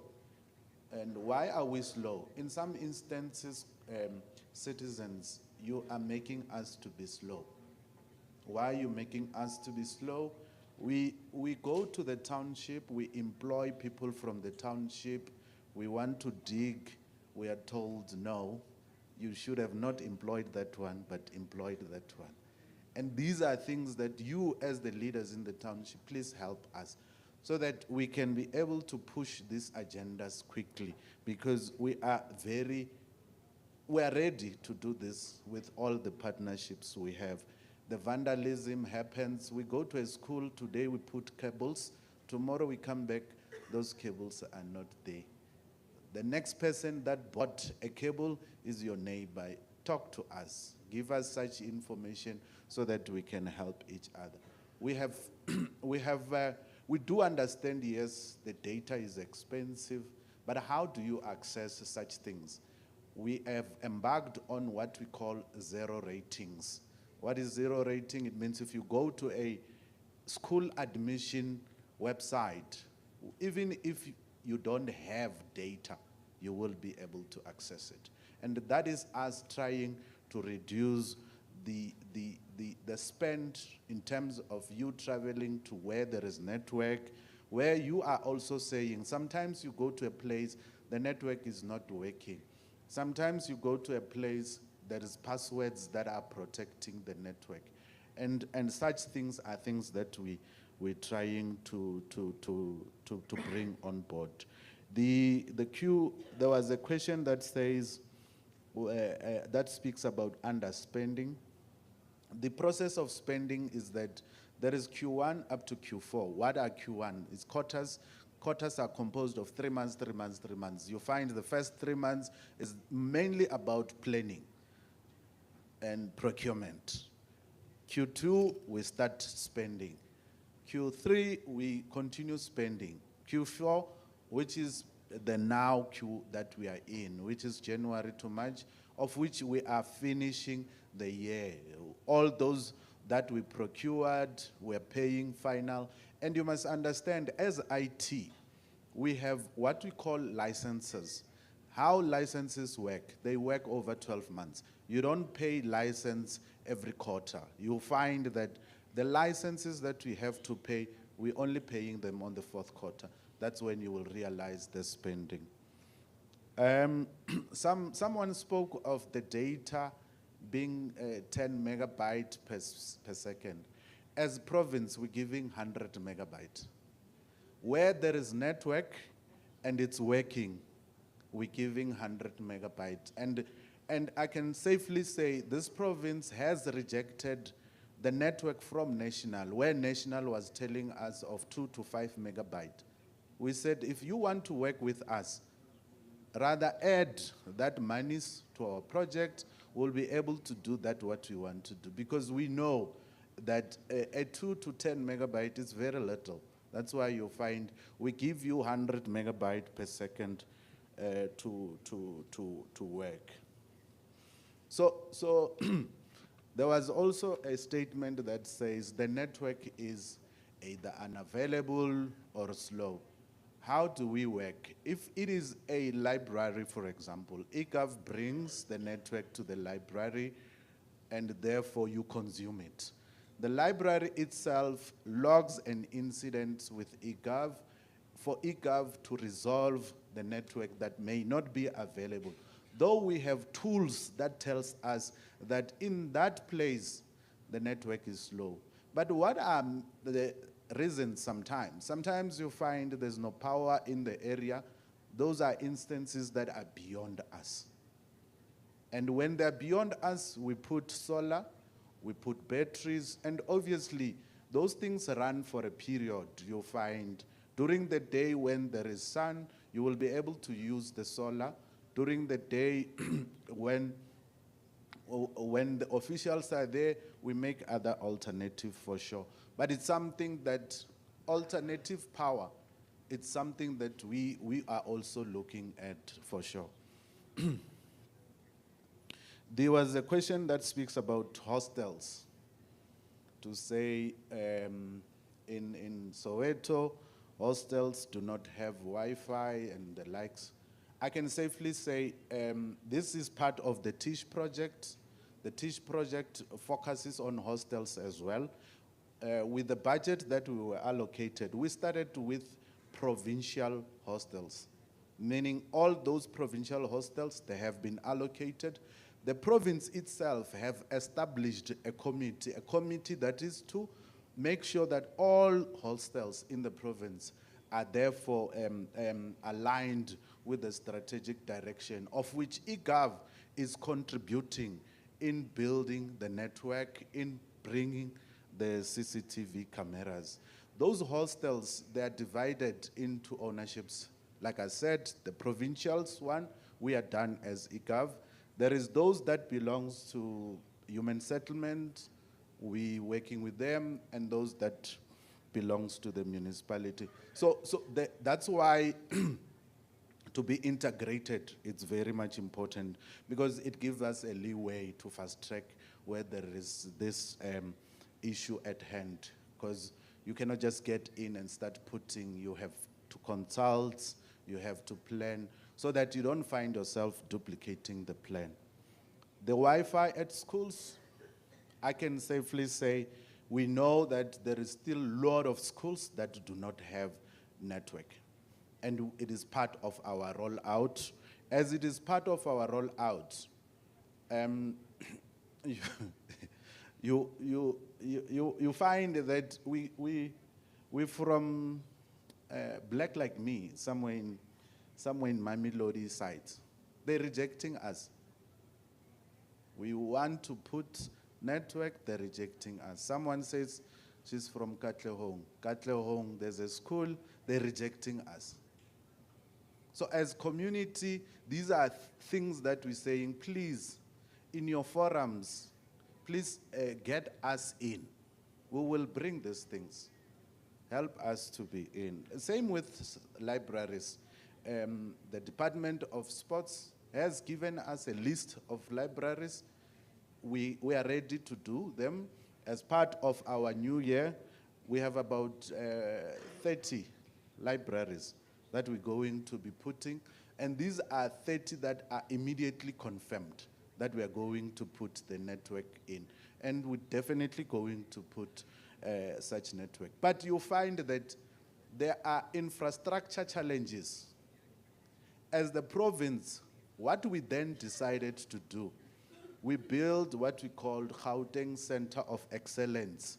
We are working with the entity within Department of Economic Development Innovation Hub, where there is what we call ECASI labs. So these are augmenting onto the libraries. You go to a Gauteng Center of Excellence, you will find a network. You go to some, I think at about 11 of them, eight of them has full network ECASI labs. They helps you with training, they help you with entrepreneur-related matters. So that is to augment to the library infrastructure. There is nothing, at least we are bringing something. Where there is issues of infrastructure, obviously there is a portion of infrastructure that the other team is working on. Winterfeld, I was just asking the communication team here in terms of, this is not for the first time, Chair, when someone is complaining about Winterfeld. I think in our new financial year, Winterfeld will give it a youth expo so that we can unearth these activities that are there. I think it's one side that we will try and make sure, because it is coming time and again, that basically need attention. The DDG has answered on the training in terms of absorbing Katlehong passwords. Definitely there is what we call public Wi-Fi and corporate Wi-Fi. So it means where there is Wi-Fi and is password protected, it is definitely a Wi-Fi for the officials. Then we will definitely be bringing Wi-Fi to I think we have since January, and then, since December, in Ekurhuleni, we have targeted to do about 40 sites, and of which those sites are sites that come the 20th of March. Those sites will be completed. What do they bring? They also bring the public Wi-Fi. This is beyond the password protected Wi-Fi. I can also say we definitely do have an integrated plan, of which this integrated plan is led by the Premier himself. What is working now for us, not to leave anyone behind, the Premier every Tuesday at 6 o'clock until 8 o'clock in the evening, Friday from 4 until sometimes 7:30. We sit and talk of elevated priority CCTV to you, it's EPENIC to MCs from the municipality seats, so that accountability can be beyond eGov. As you know, that we will, yes, bring IT, but we need security, we need support on the other structures, and then those structures are there, of which the Premier himself is leading us to help. I can also say, with the libraries, yes, they do make a difference. And in our strategy planning, Department of Sports was there as well as part of the planning.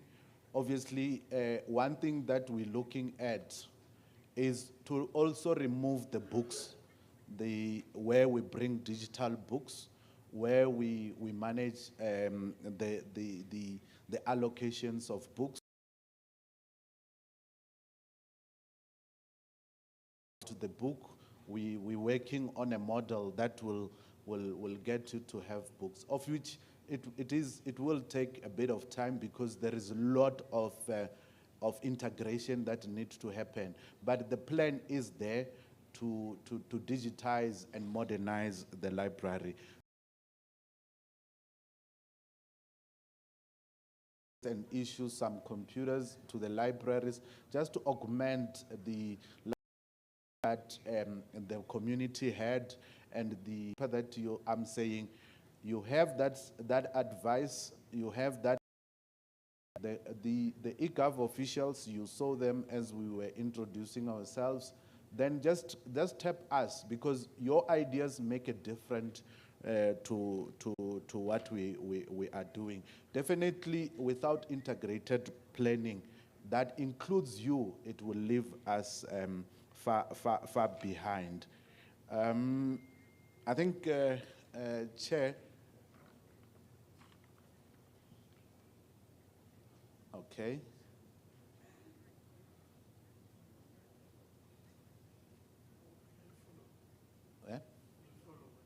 Okay, yeah. I think in those that are classified as difficult questions, I've tried. Thank you, Chair. Let's just allow. Thank you. Was there someone wanted to make additions? Yes. Okay.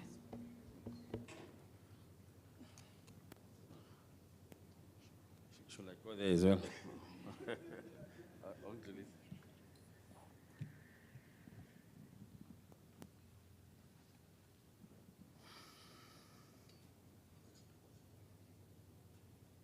Sanbonani. Chairperson, thank you very much for the opportunity to address this forum. Baba, ukhulume your network, no, especially kuma hostel. Bengifisa nje ukukunika isiqiniseko sokuthi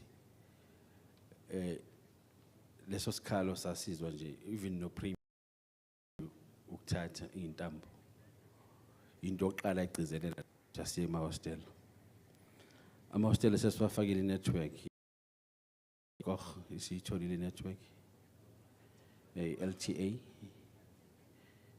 Marian Roberts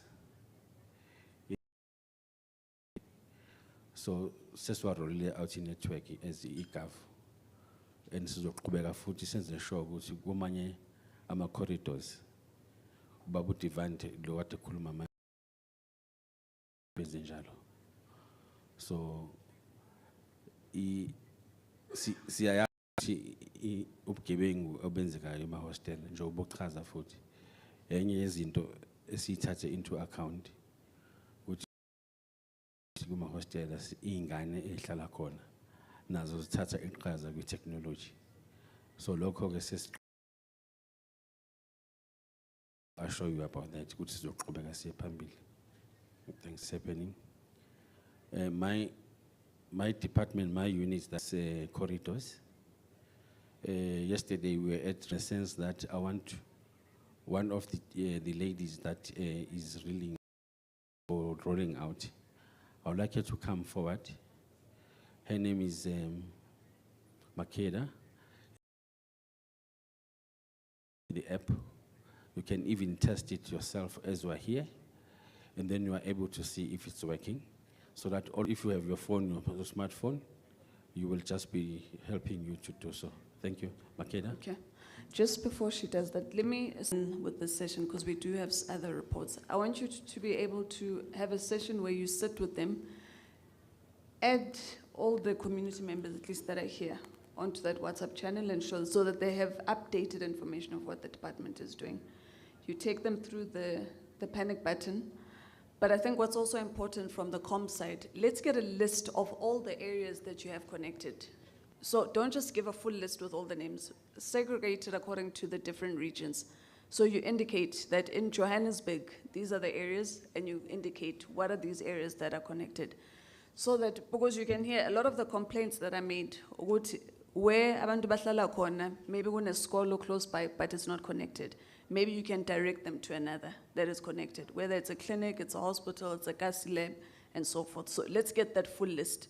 So and a lot of this falls in your area because it's communication. So that's why I want to give you a much broader session, which we can do after.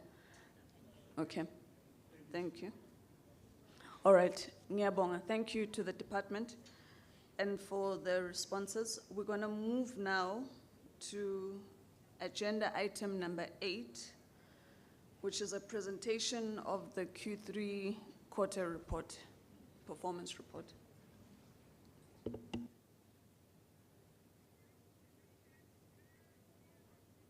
Thank you, Chairperson. Chairperson, in this regard as well, I'm going to be assisted by the head of our reporting strategy and planning unit, Chief Director Mtewane. Can you please come up front again, sir? Thank you.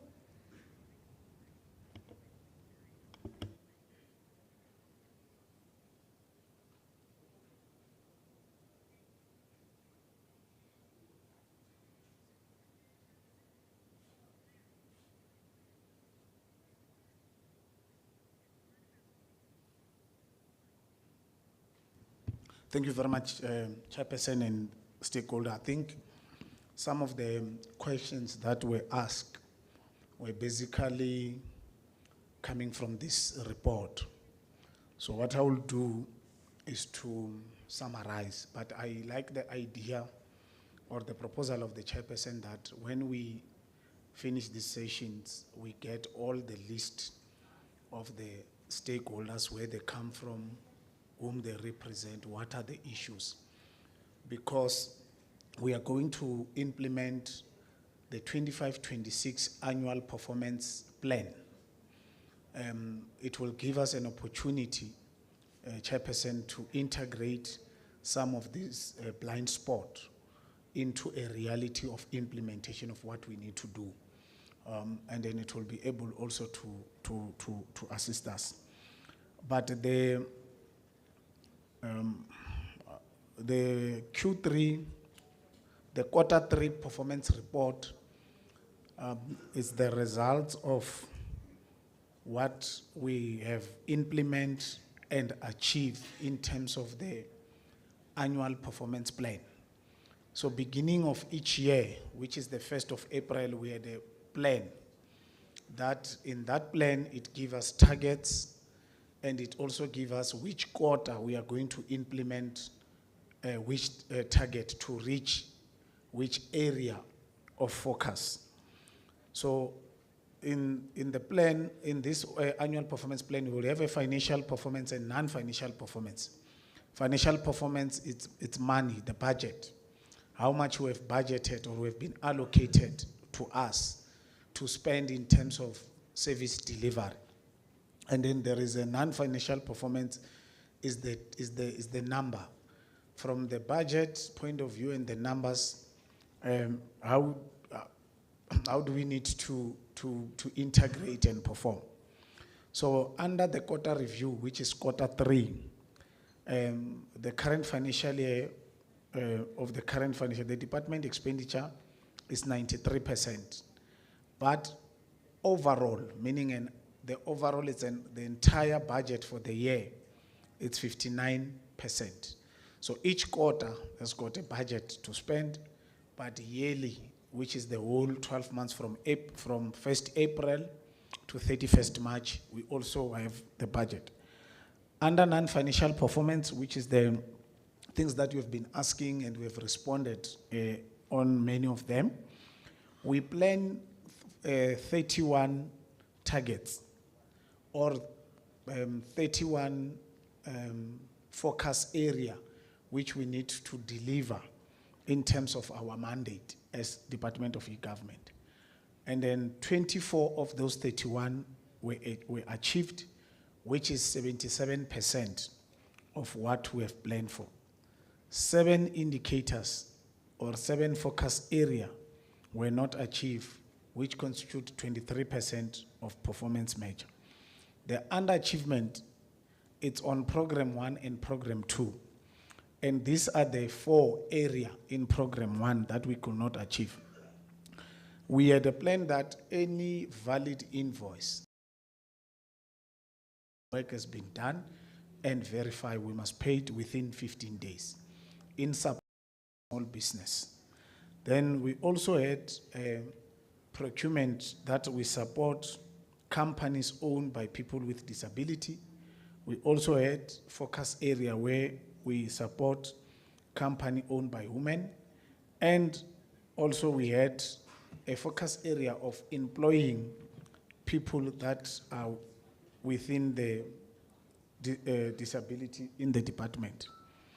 So the reason of not achieving the paid within 15 days, 15 days, it's an internal control, like it's internal standard that we've given to ourselves.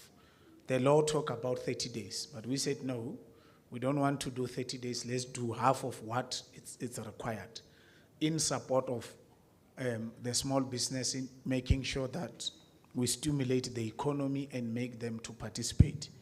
But the reason was that you will have late submission because of certain things. For instance, at the time you are submitting your documents, you'll find you are complying with law, like your tax, your CSD is updated, your banking details is valid. But at the time, when the project you've been awarded to do is completed and now you're submitting proof of delivery, you will find sometimes we've got that issues that you find yourself on non-compliance with other, and then we cannot pay as government when you are not compliant on another arm of government. So we need to correct that. Target not achieved on percentage of procurement budget spent on company owned by people with disability. Most of the people are not responding to our RFQ because we get this from the central supplier database. Then when you register your company, they ask you a lot of questions. Are you disabled? Are you women? Are you men? Are you township and all? So when we pick those businesses and we send a request for proposal, the majority of those people are not responding. We don't know whether it's because they put wrong details there, they classify them wrongly, then it's got that effect. But there is an association that represents the people that through communication in all 5 corridors in a chairperson, not in this financial, the last financial year, we did do some awareness, including to assist them to have a compliance in CSD. I think one of the things CFO we must also do as an action plan in the upcoming financial year is to go back to them and go to all these 5 corridors again. We do the audit, we check whether some are still alive, are still active in business. Then we also assist them because the year we did that, Chairperson, we had a very good response in terms of these targets when people participate. So maybe we should go back because we thought we have trained them enough, they are now participating, but we are now realizing that we must have that. In first quarter, when we come to report to your committee, we must also give you feedback on this. How many people we have trained, from which corridors, what were the issues, how did we help them to comply, so that they can be able to participate, and any other challenges that will be able to pick them in terms of this. The other one is the percentage of procurement budget spent on company owned by women. The target was not achieved because of insufficient budget to meet commitment, which impact the quota achievement. So it's not like we don't have them, but we did not have enough money in terms of attracting or targeting them in terms of giving them the work need to be done. Number of people with disability employed in the department. I think due to the cost containment circular issued by DBSA in terms of circular 49 of 2023, we were not able to achieve this target because there are a lot of processes that we must go, job evaluation process, sending it to alignment, getting concurrence in OOP, and all. That process on its own, it's sort of delaying the recruitment processes. There were 3 indicators not achieved under program 2, which is number of Wi-Fi hotspot provided. We have targeted more than 157 areas to connect in the township. Our target for this quarter was 50. We only achieved 38. And the reason is that some of the area that we wanted to roll, we had this community blocking, forums blocking us to do these things. Tshwane is the highest in terms of that. And others, we had the issue of community fighting each other. Mr. Mapari has indicated on that. When you find out now the project it's not continuing, some with communities stealing the same cable and same infrastructure that will deliver when we want to roll out this. But we had a plan. I mean, currently so far in quarter 4, we've already had some in progress achievement in terms of what we need to achieve. But this, it's another area that we are prioritizing, including the commitment that was made by the Premier. Even the President's monitoring and evaluation is monitoring this implementation. But we also welcome this submission by the stakeholders in terms of where they come from. That's why it's important that we meet with them. They give us their details so that we can have continuous engagement in terms of where we need to go to do this. Number of primary research study conducted. This is the area that assisted us in terms of understanding the services we are offering, the area that we need to target, and other opportunity that can come. So we've prioritized this, and we are positive that even in the financial year with the partnership we're going to do with Innovation Hub, UJ, and other, this is another area that we will achieve. Number of GP staff trained on online platform, we've already provide details on this one.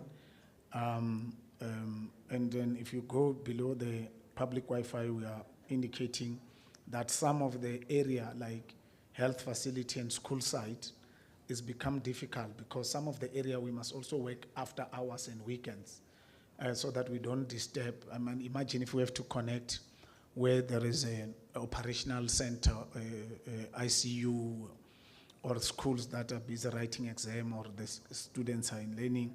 So we'll find that some schools don't have caretaker, we can't access it, but we are working with both departments in terms of us requesting access prior to us going the load shedding, and in other area, power and configuration and quality assurance.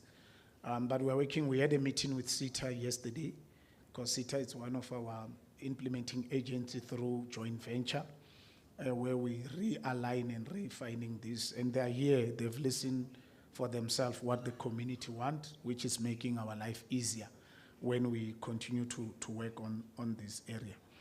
So the primary research, I've already indicated what was the reason, and then we already talked about the department HOD assisting us as a champion in terms of this skill development initiative to the department strategy.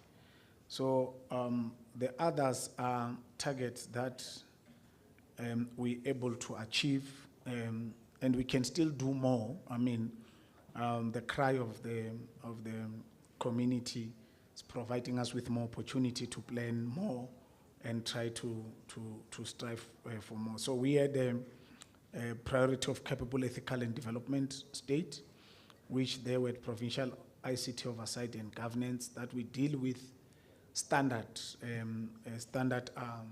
uniformity in terms of what is required from us when we are doing information communication technology, life cycle roadmap. There is e-service developed. That's when we are coming with solution, trying to get the simplest English to explain when we are coming with solutions or developing things that can be able to empower. For instance, this register that we need to develop in, working with Home Affairs and municipalities, so that we can identify the community members that are in indigent register, for instance, the e-services, it's something like that, so that we can get those people who will be able to receive other area. So we had some KPI that we deal with previous disadvantaged youth, where we empower them through entrepreneur support on information and communication technology, so that they can be trained. This we are doing with UJ, is the other area, Chairperson, that you've raised the concern in terms of the completeness of the data, which will definitely provide that completeness quicker. So we had under skills and development on information and communication technology, where we train people to benefit on skill development and programs. So when we finish here, the director responsible for that, she's here, and we will introduce her, where you will have to interact. There were a lot of interest in this area, so that you can take the contact details, you can share the details, so that when we plan for the upcoming financial year, you are included in that plan. And then she visited your community to come and train you and train those people that are required to be trained. Of course, there must be an assessment skills, and then when we check which training is needed for which group, for 51 and up, some are struggling with WhatsApp. They're even sending wrong pictures in WhatsApp and videos. So we'll need to look at that, and some youth will also look at those but we are here, and then we'll be able to even share some of those programs and be able, because it's been even our cry to say they are not, we are not getting other things. I think even the youth tech, we need to look at having some of this youth tech on Saturday so that we attract the broader youth, because sometimes during the week we're attracting youth that are unemployed, but there are youth that are in matric, are in grade 11, at the time we're doing the youth tech, they're at school, so that we can have inclusive of all of them. And then because the information on ICT is for all of them. So I think we also look at our strategy there so that when we come out, that we don't have other youth that are left behind. So there are also other partners in this that we come with, whom also provide on-site training.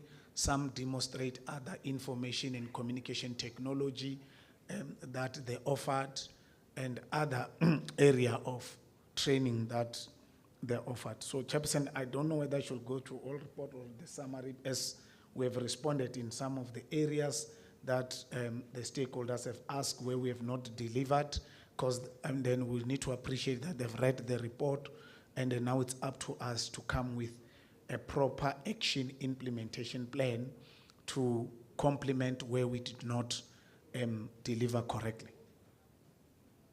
I will pause here and get direction, Chairperson. Thank you. Yeah, I think because a lot of the responses and questions that were made were responded to, you can just summarize on the key aspects. We're fine. Okay.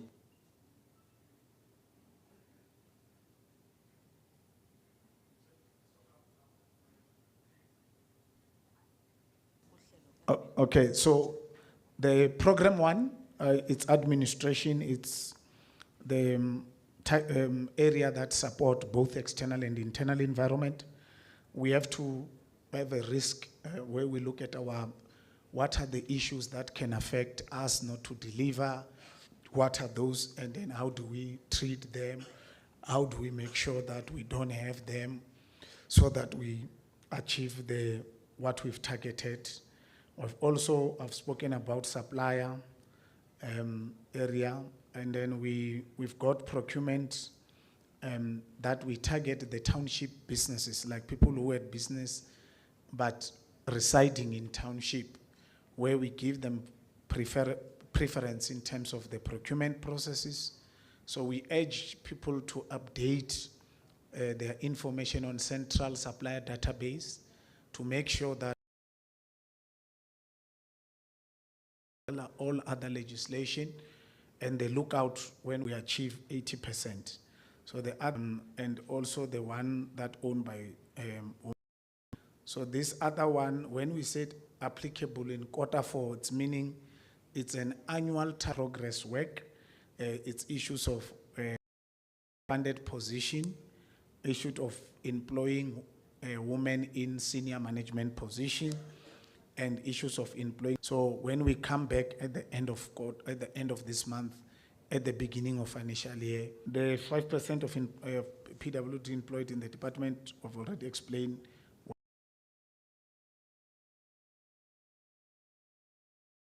Evaluation, evaluation conducted. So we evaluate that we can be able to better off. The youth and 70% of people to benefit from bursary will report at the end of the Q4. Program 2, I've explained in terms of the area. So the when and learn, we did not have target in Q3. We had target in Q1 and Q2. But of course, there are work that has been done. Some is the work that could have not completed in Q1. Some is the work that we are continuous to implement. Then we need to report on it. And then the annual target is 160. Then we'll come at the end of the Q4 to give an overall performance of the entire annual target. That goes to LAN, that goes to voice over internet protocol. Here, the only target we have was public Wi-Fi, which annually we are targeting 150 target. We completed, we missed the target by 12. And then the reason is that there are other community issues that were not resolved, that make us not to complete those sites. People were talking about the unstable network, stability of network. So we also had what we call it to upgrade so that whatever we offered in terms of the network, we don't have the problems that people are experiencing, except when there is no electricity. When it's load shedding, even the phone networks does not work. But we managed to do 4, we're targeting 2, so that this upgrade is in line with what we are offering. So the number of CCTV camera, we've got 2 processes. We've got number of CCTV cameras that we're in partnership with Vumacam, which they've given us 6,399 camera to access, and we have achieved that in Q2. It's continuous monitoring in the command center, what is happening. But we have also a number of CCTV camera that we are deploying in a hotspot area that has been identified and handed over to us. For this quarter, for annually, it's 500 because of the budget that we have. This target was 100, we only did 80, but there are other achievements that we've achieved in the previous quarter. But our commitment even come from the SOPA is that by the end of March, this is the area in which we need to fully achieve the target. So I've already explained on the e-services, what is the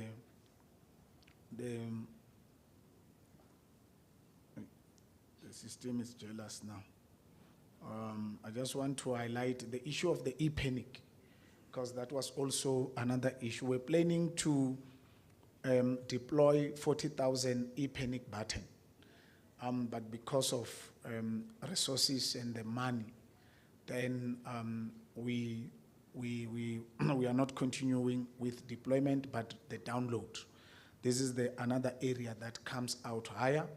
So in terms of we are planning to have 150,000 e-panic button download.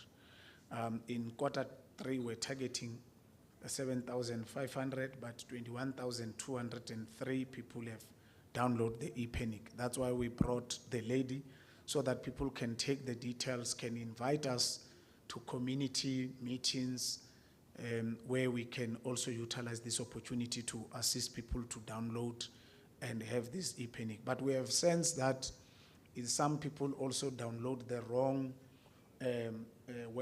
app, and they end up saying this e-panic is not working. But this WhatsApp that the chairperson have requested that we link the community stakeholder or the community leaders will be able to assist in terms of responding in other area in terms of that. But this is area that we need to increase,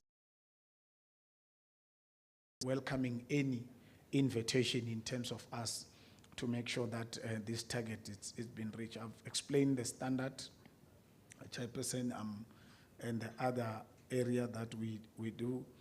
In the next financial year, we have included in the awareness other awareness like cybersecurity awareness, because we know that our people don't understand this hacking and all. Say people have been hacked. But we've also put the youth tech as part of our APP and cybersecurity awareness, so that our awareness also be broader. And it's because of this kind of feedbacks that we received in terms of that. So there is the community and stakeholder engagement on the ICT, which is information communication technology of what we are offering. So in this quarter, it was 4 achieved. It was 1, but we did 2 that have been achieved. So the research, I've explained how it works, and some of the area that make us to go and relook at what we are offering and learn new things that we can better off what we are offering in terms of our department mandate. The 200 previous disadvantaged ICT entrepreneur support, we're targeting 80, 67, but although we did not reach the target now, they were over achieved in the previous target, which when we go to the annual target, we are still on track. This is the area we spend much on it in terms of the training, and this is the area of people that include everyone that want to be trained on information communication technology, which we are planning 3,500, 12,000 is annually, 4,281 was what we've been achieved. The last area is the human resources. One of the area we are focusing is the rollout of is the workshop to conduct to GBG's department and entities on rolling out of the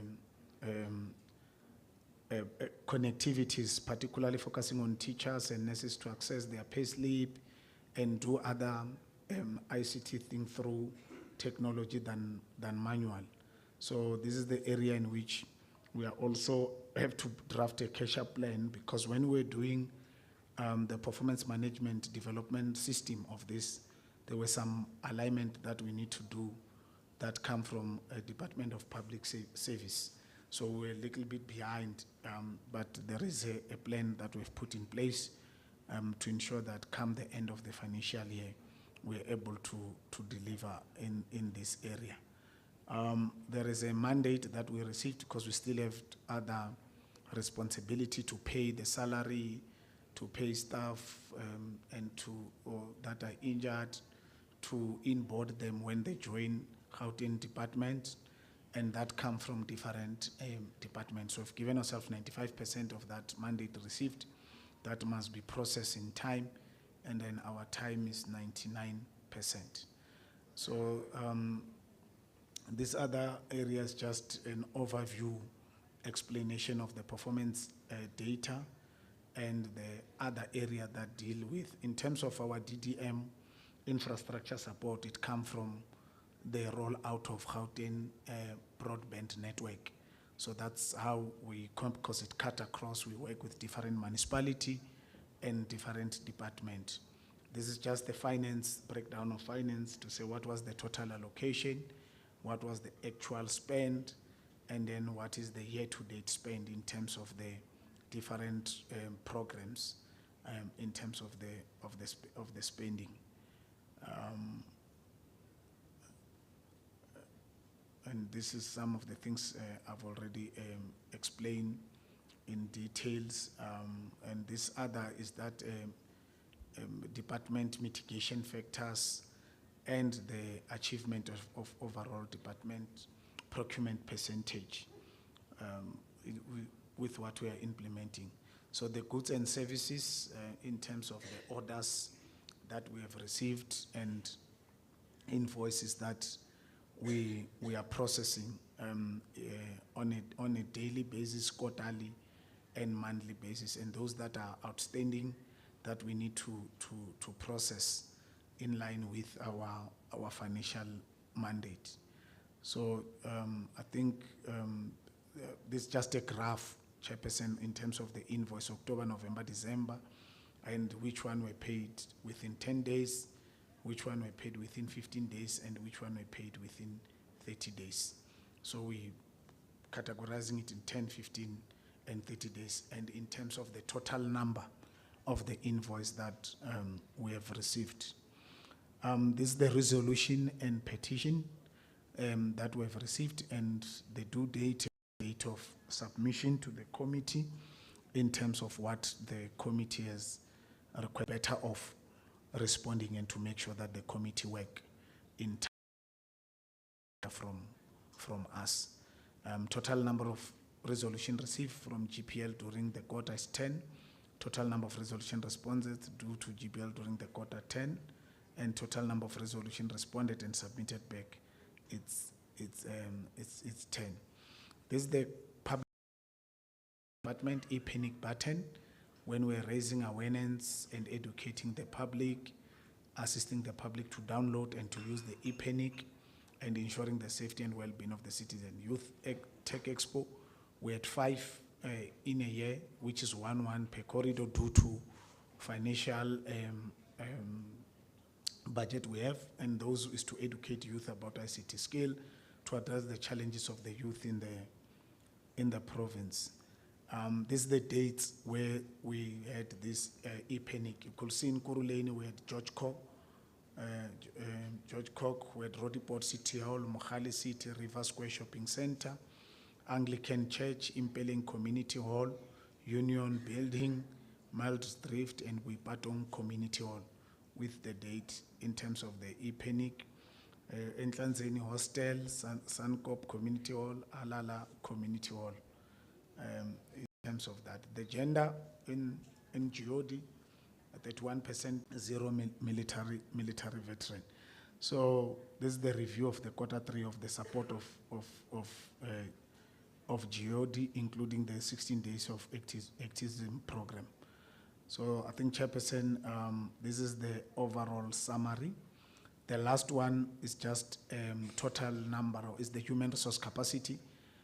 Total number of posts on the department structure as the last day of the period under review, 892.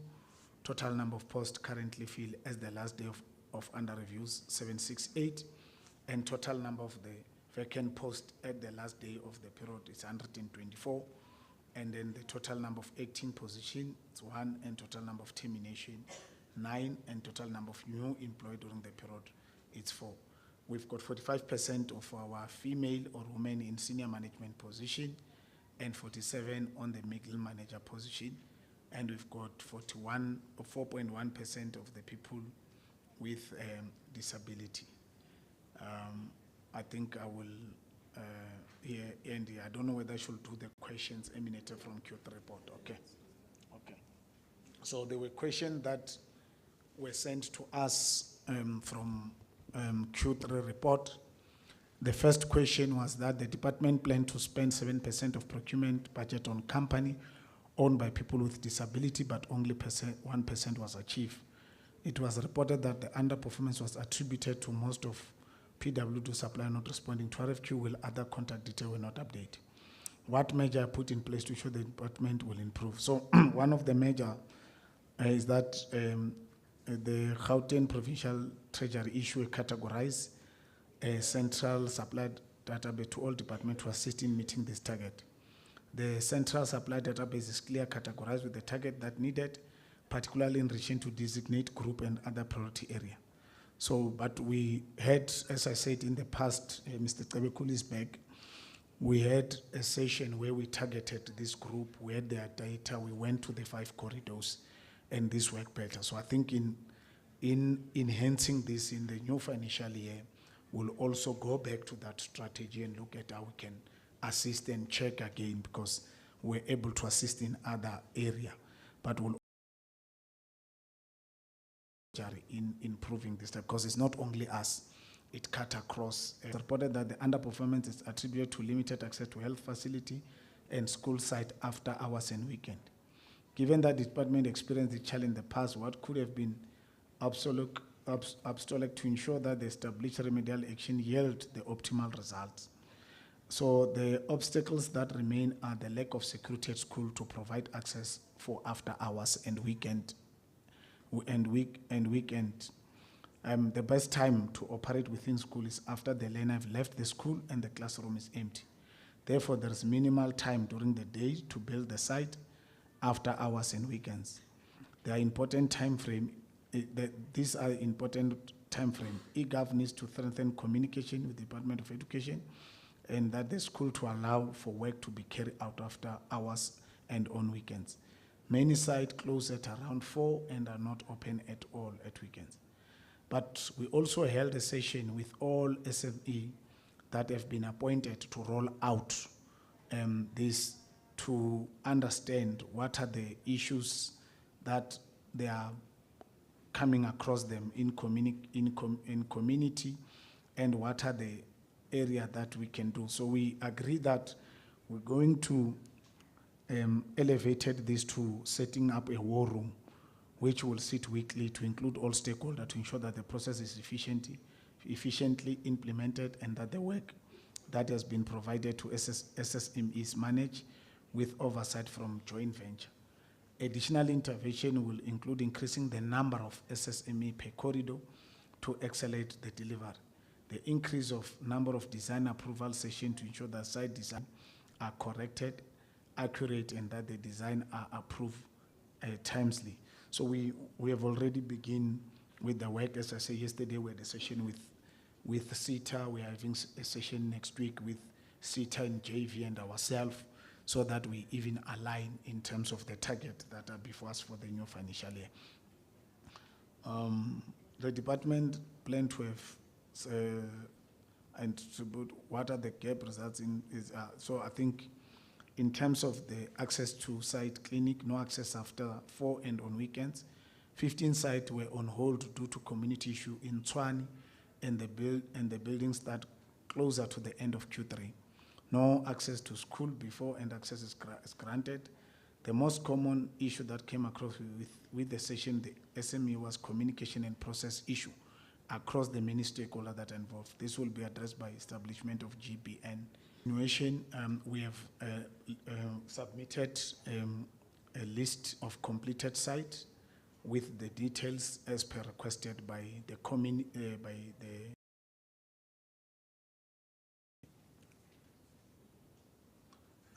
in addition to the above question, they reported that there were delay in signing of site design during this document. The reason for delay in approving the design documents follows error pickup on the site design. You find that at implementation, there are other areas that are coming that need the reconfiguration of this deployment of this site. So the above prompt the revisiting of site several times to correct the error. The coordination of all stakeholders to be on site during critical process of site survey and site design. Where there is not a full complement of stakeholders available on the day of site survey, usually results in error and delaying the process. To correct the issue of site design documents, all stakeholders need to coordinate to be on site. So we agree with CETA yesterday that we are going to have a process flow where to have all the stakeholders, and there will be also a clock signing, so that all the stakeholders that are deployed to that area or that school or that clinic or that library for that site design, they sign for it and they confirm that they were there. So that when it's implementation, we don't have these things of saying, no, we can't approve this, we can't approve this. The department planned to have 2 primary research studies conducted and conduct 1 research. It was reported that the target could not be achieved because memo grant permission for study to be conducted was not signed timely. The study will be conducted in 4th quarter. Whatever the reason for the delay in signing the memos appear that to be more of internal. The research survey is tackled. The approval of is tackled official perception of survey on the e-panic button project. The approval of the submission was delayed due to internal deliberation as to whether we have reached a maturity level where the e-panic button impact can be effectively measured, as the project is still at the execution level, although the system is live and in use. We subsequently agreed that the initial research study will be carried out by obtaining feedback input from GBG employees. This will also provide further information as to how many GBG have downloaded the application. So can the department provide details of the nature of this study and the intent outcome? So the finding of the study will help to inform the department about how widespread the awareness on the Gauteng panic button projects. It's among the GBG official. I mean, we started with them, 8,000 of them, when we are piloting this. Then we go and encourage that all of us, we must be able to take an opportunity on this project. So so this will help inform the department on how the project is perceived, received by citizens that are targeted to benefit from usage of the service. This may yield much valuable information for the department on how they may need to adjust the project and its rollout at the initial phase.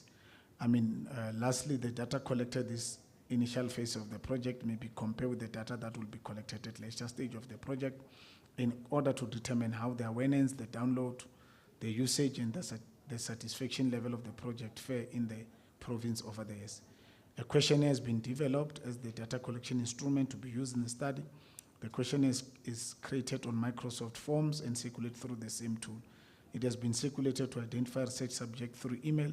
Therefore, the data will be collected digitally and response will be received in the same manner. This is the objective. What we want to achieve is to determine the awareness that the citizens have on Gauteng e-panic button project, to determine the confidence level. We have here some of the stakeholders about some of the frustration and level that the citizens have on the Gauteng e-panic button, to preliminarily determine the satisfaction level of citizens on the Gauteng e-panic button project, and to provide recommendation on eGov on how the Gauteng e-panic button project can be improved on, which is normal to any project. You assess the effectiveness of the project through gathering the data and hearing from the people who have already using it for us to improve.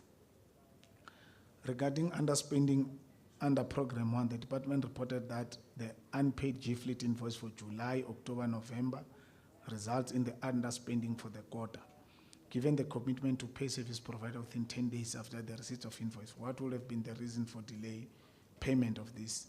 So during the month of July, October, and November, G-Fleet reported that they had system issue which prevent them from generating invoice and could not, therefore not invoice. However, the system issue were then resolved and they were able to issue invoice in October 2025, of which 2024, of which the invoice were then paid. G-Fleet has not been paid all invoice up to date, excluding the February one, which has not submitted yet. I think we went and helped them to resolve this issue as eGov, because it was affecting all departments in the province. Goods and services under Program 2, the department reported that full managed data center plus new e-service infrastructure and other department outstanding invoice to be submitted and processed. Can the department please the progress report regarding the payment of this? There are two data centers operated by City on behalf of Gauteng Province. These are the data center within Midrand called National Data Center, and the data center within Centurion, which is called the full managed data center. The payment for the National Data Center in Midrand is fully paid, including January 25. The payments for the one in Centurion, which is called full managed data center, are paid up to October 2025. CETA generating invoice for November, December 2024, and January 2025. We are waiting for them. Once they do, we'll pay. On goods and services under Program 2, the department reported that installation of CCTV camera in township informal settlement and equipment and delivery implement expected in January and February.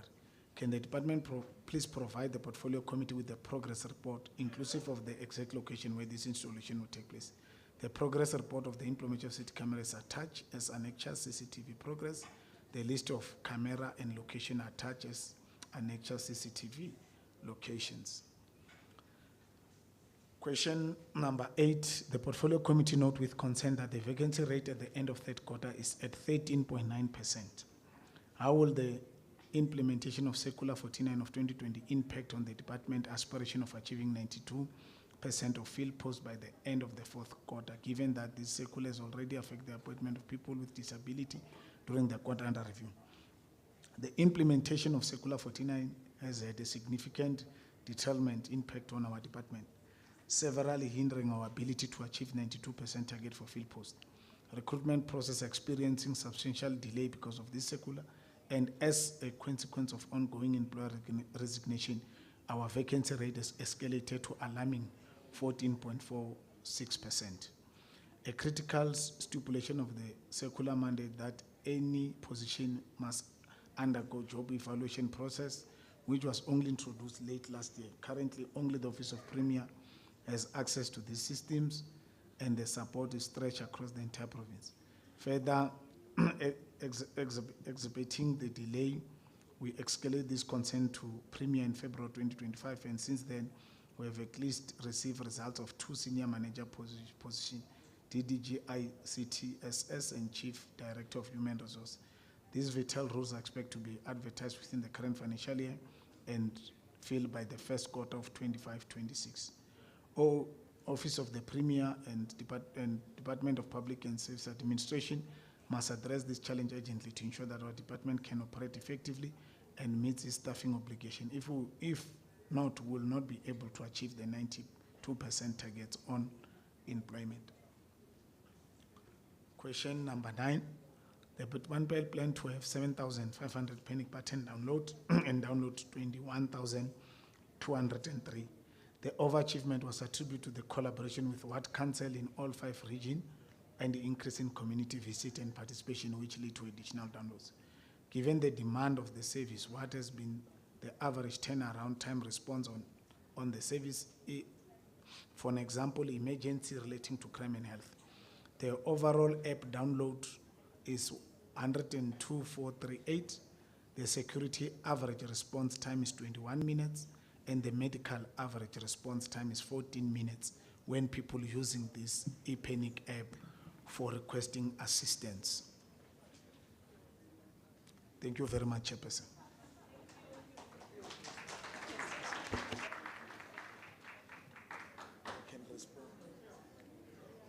Thank you.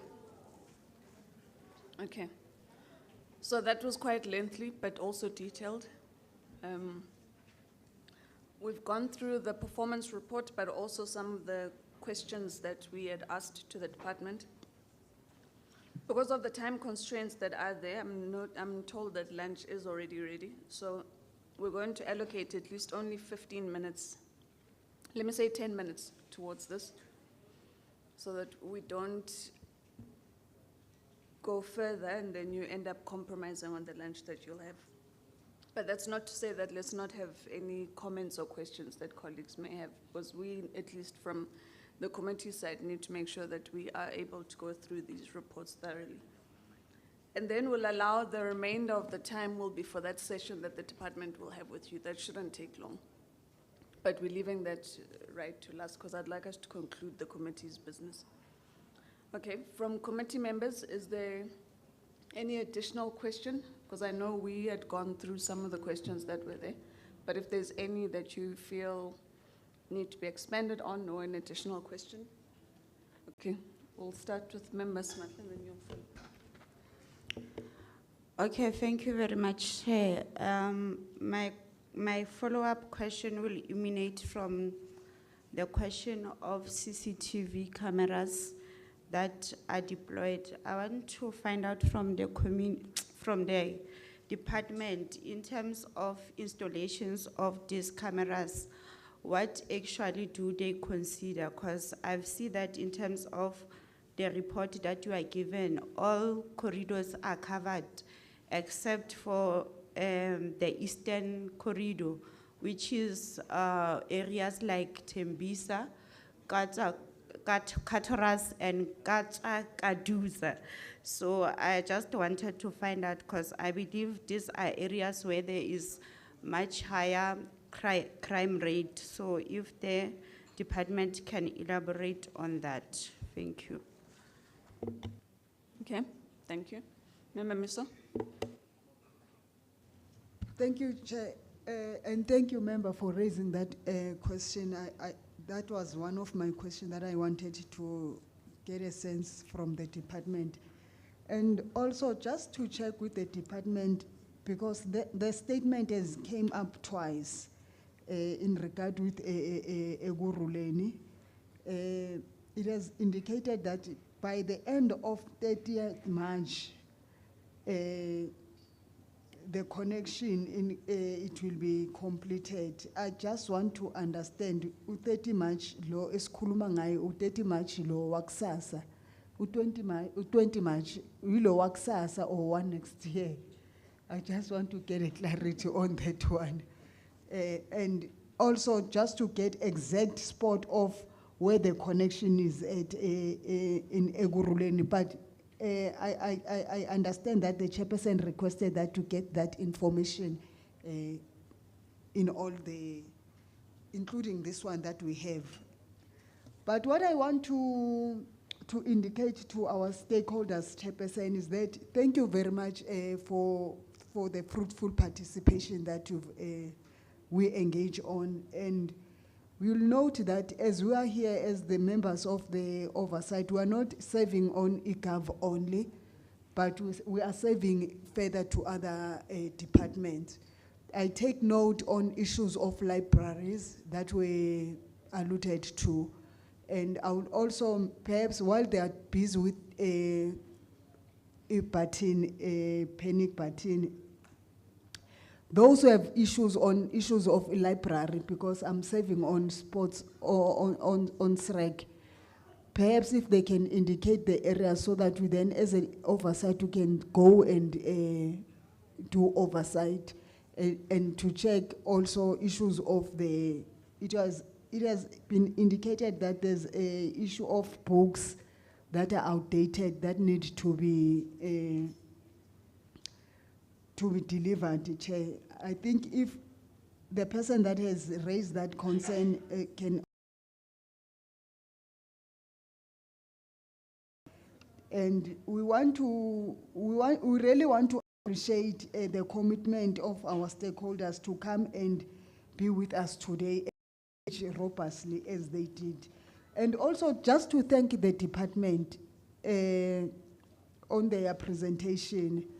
And one, prepare, as we're reading the report at home, we prepare the report, but at the end of the report, there are questions that we wanted to raise, there are answers, so we want to applaud on that one. But sharply to raise a concern, Chairperson, on issues of people living with disability and the empowerment of women, it's still, the department is still struggling. And I want to indicate that, Chairperson, this is not only this portfolio that it has such challenge. And I ask myself and wonder what might be the problem. Because the issue of outdated details, maybe the companies, they don't updated their details. To me, it's neither here nor there. I think, but I'm happy because the department indicated that there'll be a follow-up on that matter. But what puzzles me, Chairperson, when it comes to issue of women empowerment, with the disability, it's an issue of the details that perhaps they need to update them. When it comes to women, a lack of empowerment, it now comes as the insufficient fund. Then it brings a very concern with how is then that happening, Chairperson. But nevertheless, I'm impressed with what is happening in the department, and we're looking forward for the full deliverance of their core work, of their core functions. Thank you, Chairperson. Thank you. I want to just check from the floor if there's anything different, because I know a lot of the issues were captured in the questions that you had earlier. If there's anything that is different that has not been mentioned that you feel you'd want to raise, let's take those hands if they are. I think there's only one at the back. Okay. Thank you, Honorable Hlope. Honorable Hlope, I just want to raise the issue of the e-panic button. Truly, they are helpful to our communities, but I'm worried that the number of the targeted to be downloaded is very little compared to the number of population of Gauteng. I think it's very little, 150 or 40,000. It's a very little number. And I will also propose as community policing forums, the police stations, we we know more hotspots in our regions or in our policing precinct. If we can also be considered or be informed when your program is implemented, so that we can also assist in identifying the hotspots. I have seen or I've heard here, Ekurhuleni is by the end of March. And if we've got 40 cameras, why can't we divide them into 10? 10 must go to Ekurhuleni and the other 10 go to Johannesburg and Sidibeng. Go to one region. We are also sitting with a serious challenge. I can tell you, these cameras are also assisting in terms of crime prevention. They are also assisting in terms of your data, like we are crying for the data. It also assisting because you are using the smartphone. We can communicate with our communities to report at the police station anything that is happening in our community, so that we can decrease crime in our area. But I'm raising this concerns to say, can something start at Sidibeng, please? Thank you.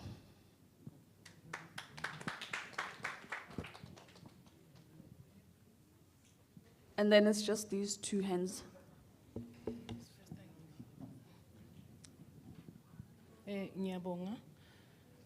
Madam Chair, ukugcwalisela kubaba mayebala indaba ukuthi iSidibeng asibalwanga kulama camera ayi-50. I'm just adding to say ukuthi neSoweto ngiyibonanga. And besides that, in the stats on programs that were carried out, nothing points at Soweto. Ngizwe bekhuluma ngeWest Rand, Kagiso and them, nothing was done in Soweto. But then the other thing engifuna ukupointa kuyo, the fact that there are delays that are being caused by a community. I just want to find out mhlambe from the team if, like speaking from knowing and understanding the dynamics of different communities. If you do engage councillors for them to call the public, inform the public before you guys come in. They must invite you so that you address the public mhlambe in a form of a sitting, in a meeting, or just leaders, political affiliations and civic organizations within that community, so that by the time you come there, they know ukuthi your programs are strictly guided by legislature and nipusha mandate your service delivery, and it's not affiliated to any political party, so that it minimizes you guys being challenged whenever you go and try and implement projects. Thanks. Thank you. Sanibonani futhi. Hey, umnyango sizoqonda ngqo kuwo njengoba usesesho nje yabona izinto ezixoxwa la ngathi ezabantu abangale iSoweto ngathi sikhohliwe kakhulukazi mina ke ngizokhuluma ngoba ngiku ward committee ye safety, so mina ngikhuluma ngento engiyaziyo nangento engiyibona daily basis. Ma uba bekhuluma ngama camera kunama hotspot amaningi la khona kwazwa abantu bathathelwe into zabo, ukhulume nepolice station bashaya engathi abakuzwa ukuthi uthini. Mawuthi uyabheka ama camera lawa area via thotha awakusizi because labafana bahlala phansi kweindawo, khona indawo bahlala kuzo so badonsa umphakathi bawofake lapha esigangeni. Mawungakho lisiye nje from January to March kunabantu abawu10 asebashonile babagwaza khona lapha ya, so bayazi ukuthi they're not going to be found. Uma ba operator yonke le ndlela from Bara from Emaponya ukuya le engathi uya Emroka police station, they are busy as nobody's business. Uyaqhamuka ngapha ku Elias Mtswaledi, they are busy as nobody's business. Abantwana abasuka ePinville baya college babanjwa every day. So iSoweto is like indawo ngathi yakhohlakala makukhulunywa zikhulu kahulumeni. Mina ngiyacela mina njengami nje ngoba lezi indawo ngiyazisebenza ngivuswe ebusuku ngivuswe nini nangumuntu udutshuliwe. Mawungena ngena isifili la kunamathuna umuntu udutshuliwe akho umuntu owazi ukuthi udutshulwe ubani useshonile lo muntu kodwa kube bekune camera somewhere lapha yana ibizokwazi ukupick up laba abantu abenza lezo zinto. Mawusemaponya Virgin Active la emarobotini nangumuntu ugwaziwe nangumuntu udutshuliwe akekho umuntu owaziyo ekseni siyavuka kunesidumbu. So because they know ukuthi iSoweto ignorant ivalelwe ngaphandle, but if ingalungiswa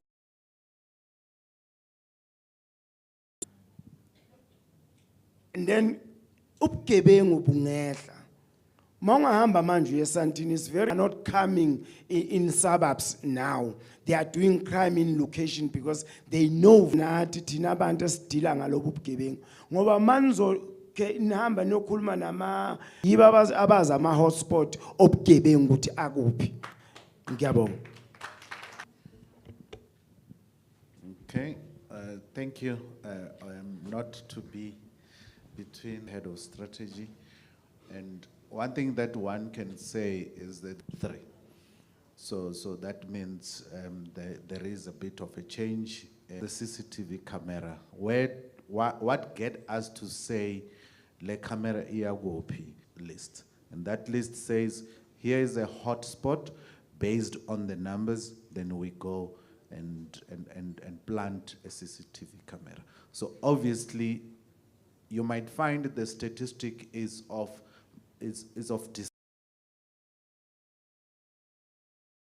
March, and there is more that is happening of hotspots because obviously the hotspots hotspot. But I think what we'll do with you, we will the community safety forum that can help us to also identify, but we'll plug those details. But obviously this is not only I have to do, Chair, maybe through that WhatsApp group channel, as you will all have it, you can just post the role so that we can pick from there and action it. The connection in Ekurhuleni, it is March of 2025, and this is the sites that like I said, we started with them on November, somewhere there. So and mainly of these ones were selected by the municipality.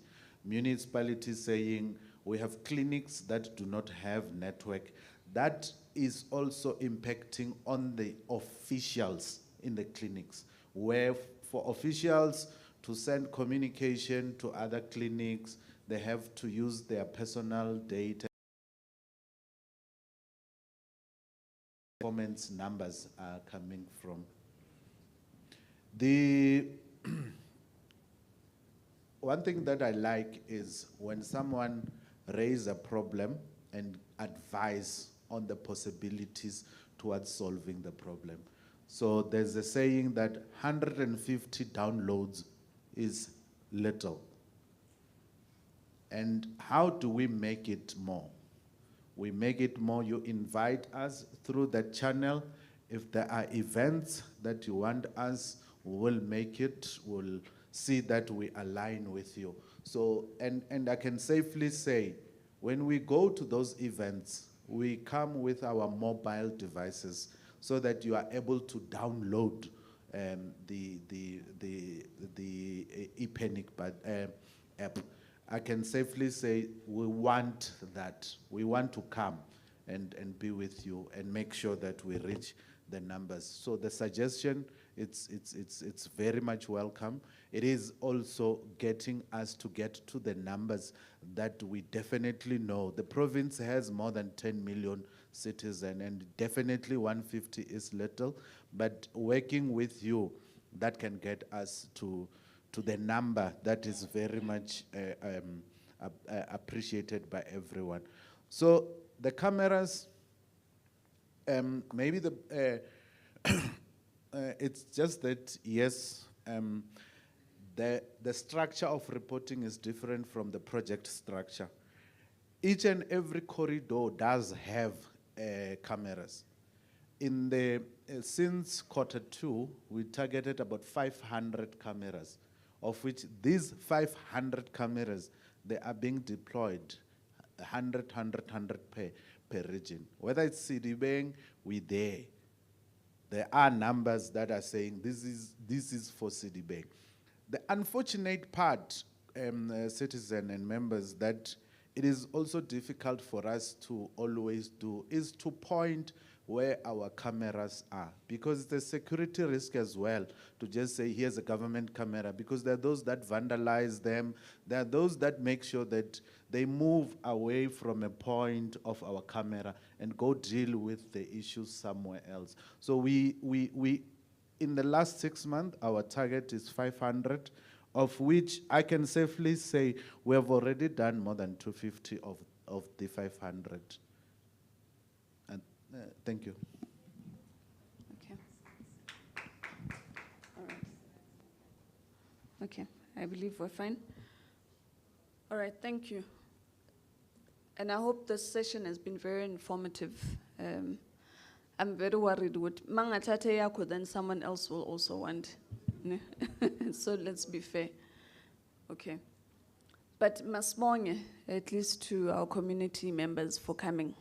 This was very informative for me because we need as much information from yourselves, especially around issues on security and the cameras. You can see that that's a big matter, understandably so because of the high crime rates, but also issues around connectivity, which is what I think we need to pick up on. So we'll be doing quite a lot of work, and that's why I said I wanted the communications to be able to sit with you, because we don't want this to be just the first engagement. You must be able to consistently communicate in a department.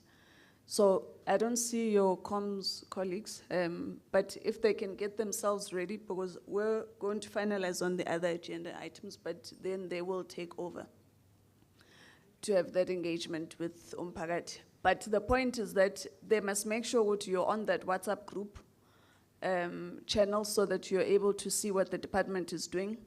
We've also indicated all the spaces where there's Wi-Fi that the department has put in your different areas. You might be close to a school A, but they've put it in school B. At least if you know what it's there, then you know you're able to utilize that place, or the library and so forth. So that list is very important for the department to give. So they must indicate the hostels, the libraries, the schools, the clinics, and your ICASI labs that are connected, so that members know where they must be able to go to get connectivity that they require. On the issues around the camera, as you've heard, unfortunately we can't give out, or the department can't tell you exactly where the cameras are. They can only speak to how many they've put in a place. Because as we know, criminals are very smart. If they know what kuna camera, like they won't do crime in that space, so they'll move to another one. So for security reasons, that one we can't give. And then they'll take you through the panic button, because we need to increase the number of people that also have access to that panic button. So whilst I know acting DDG has gone out now, just to get the department, we were supposed to release the department, but because you're going to be staying with the colleagues, I think you may remain for the remainder of our meeting. We're just finalizing on our agenda items. In terms of, because then you guys will take over once we close our meeting. On the item number 9, 10, and 11, there are no bills before the committee, so that's on provincial bills, the NCOP, or petitions. And then it's just to indicate to the committee that our next meeting, you're indicating it dependent on the TEM program. Yeah, because remember we're waiting for those adjustments by the programming committee. So we'll know then, but I think just we have a sense of what the work is that we're going to focus on. For the members that were not there in the previous engagement we had when we visited the Innovation Hub, I wish you could have been there. It's allowed us to see where the gaps are between the department and the innovation hub. So we will be at how are they assisting, but also to integrate a lot of the tech picked up that there's a lot of duplication in the funds from the programming committee. Then we'll know when our next committee meeting. With that said,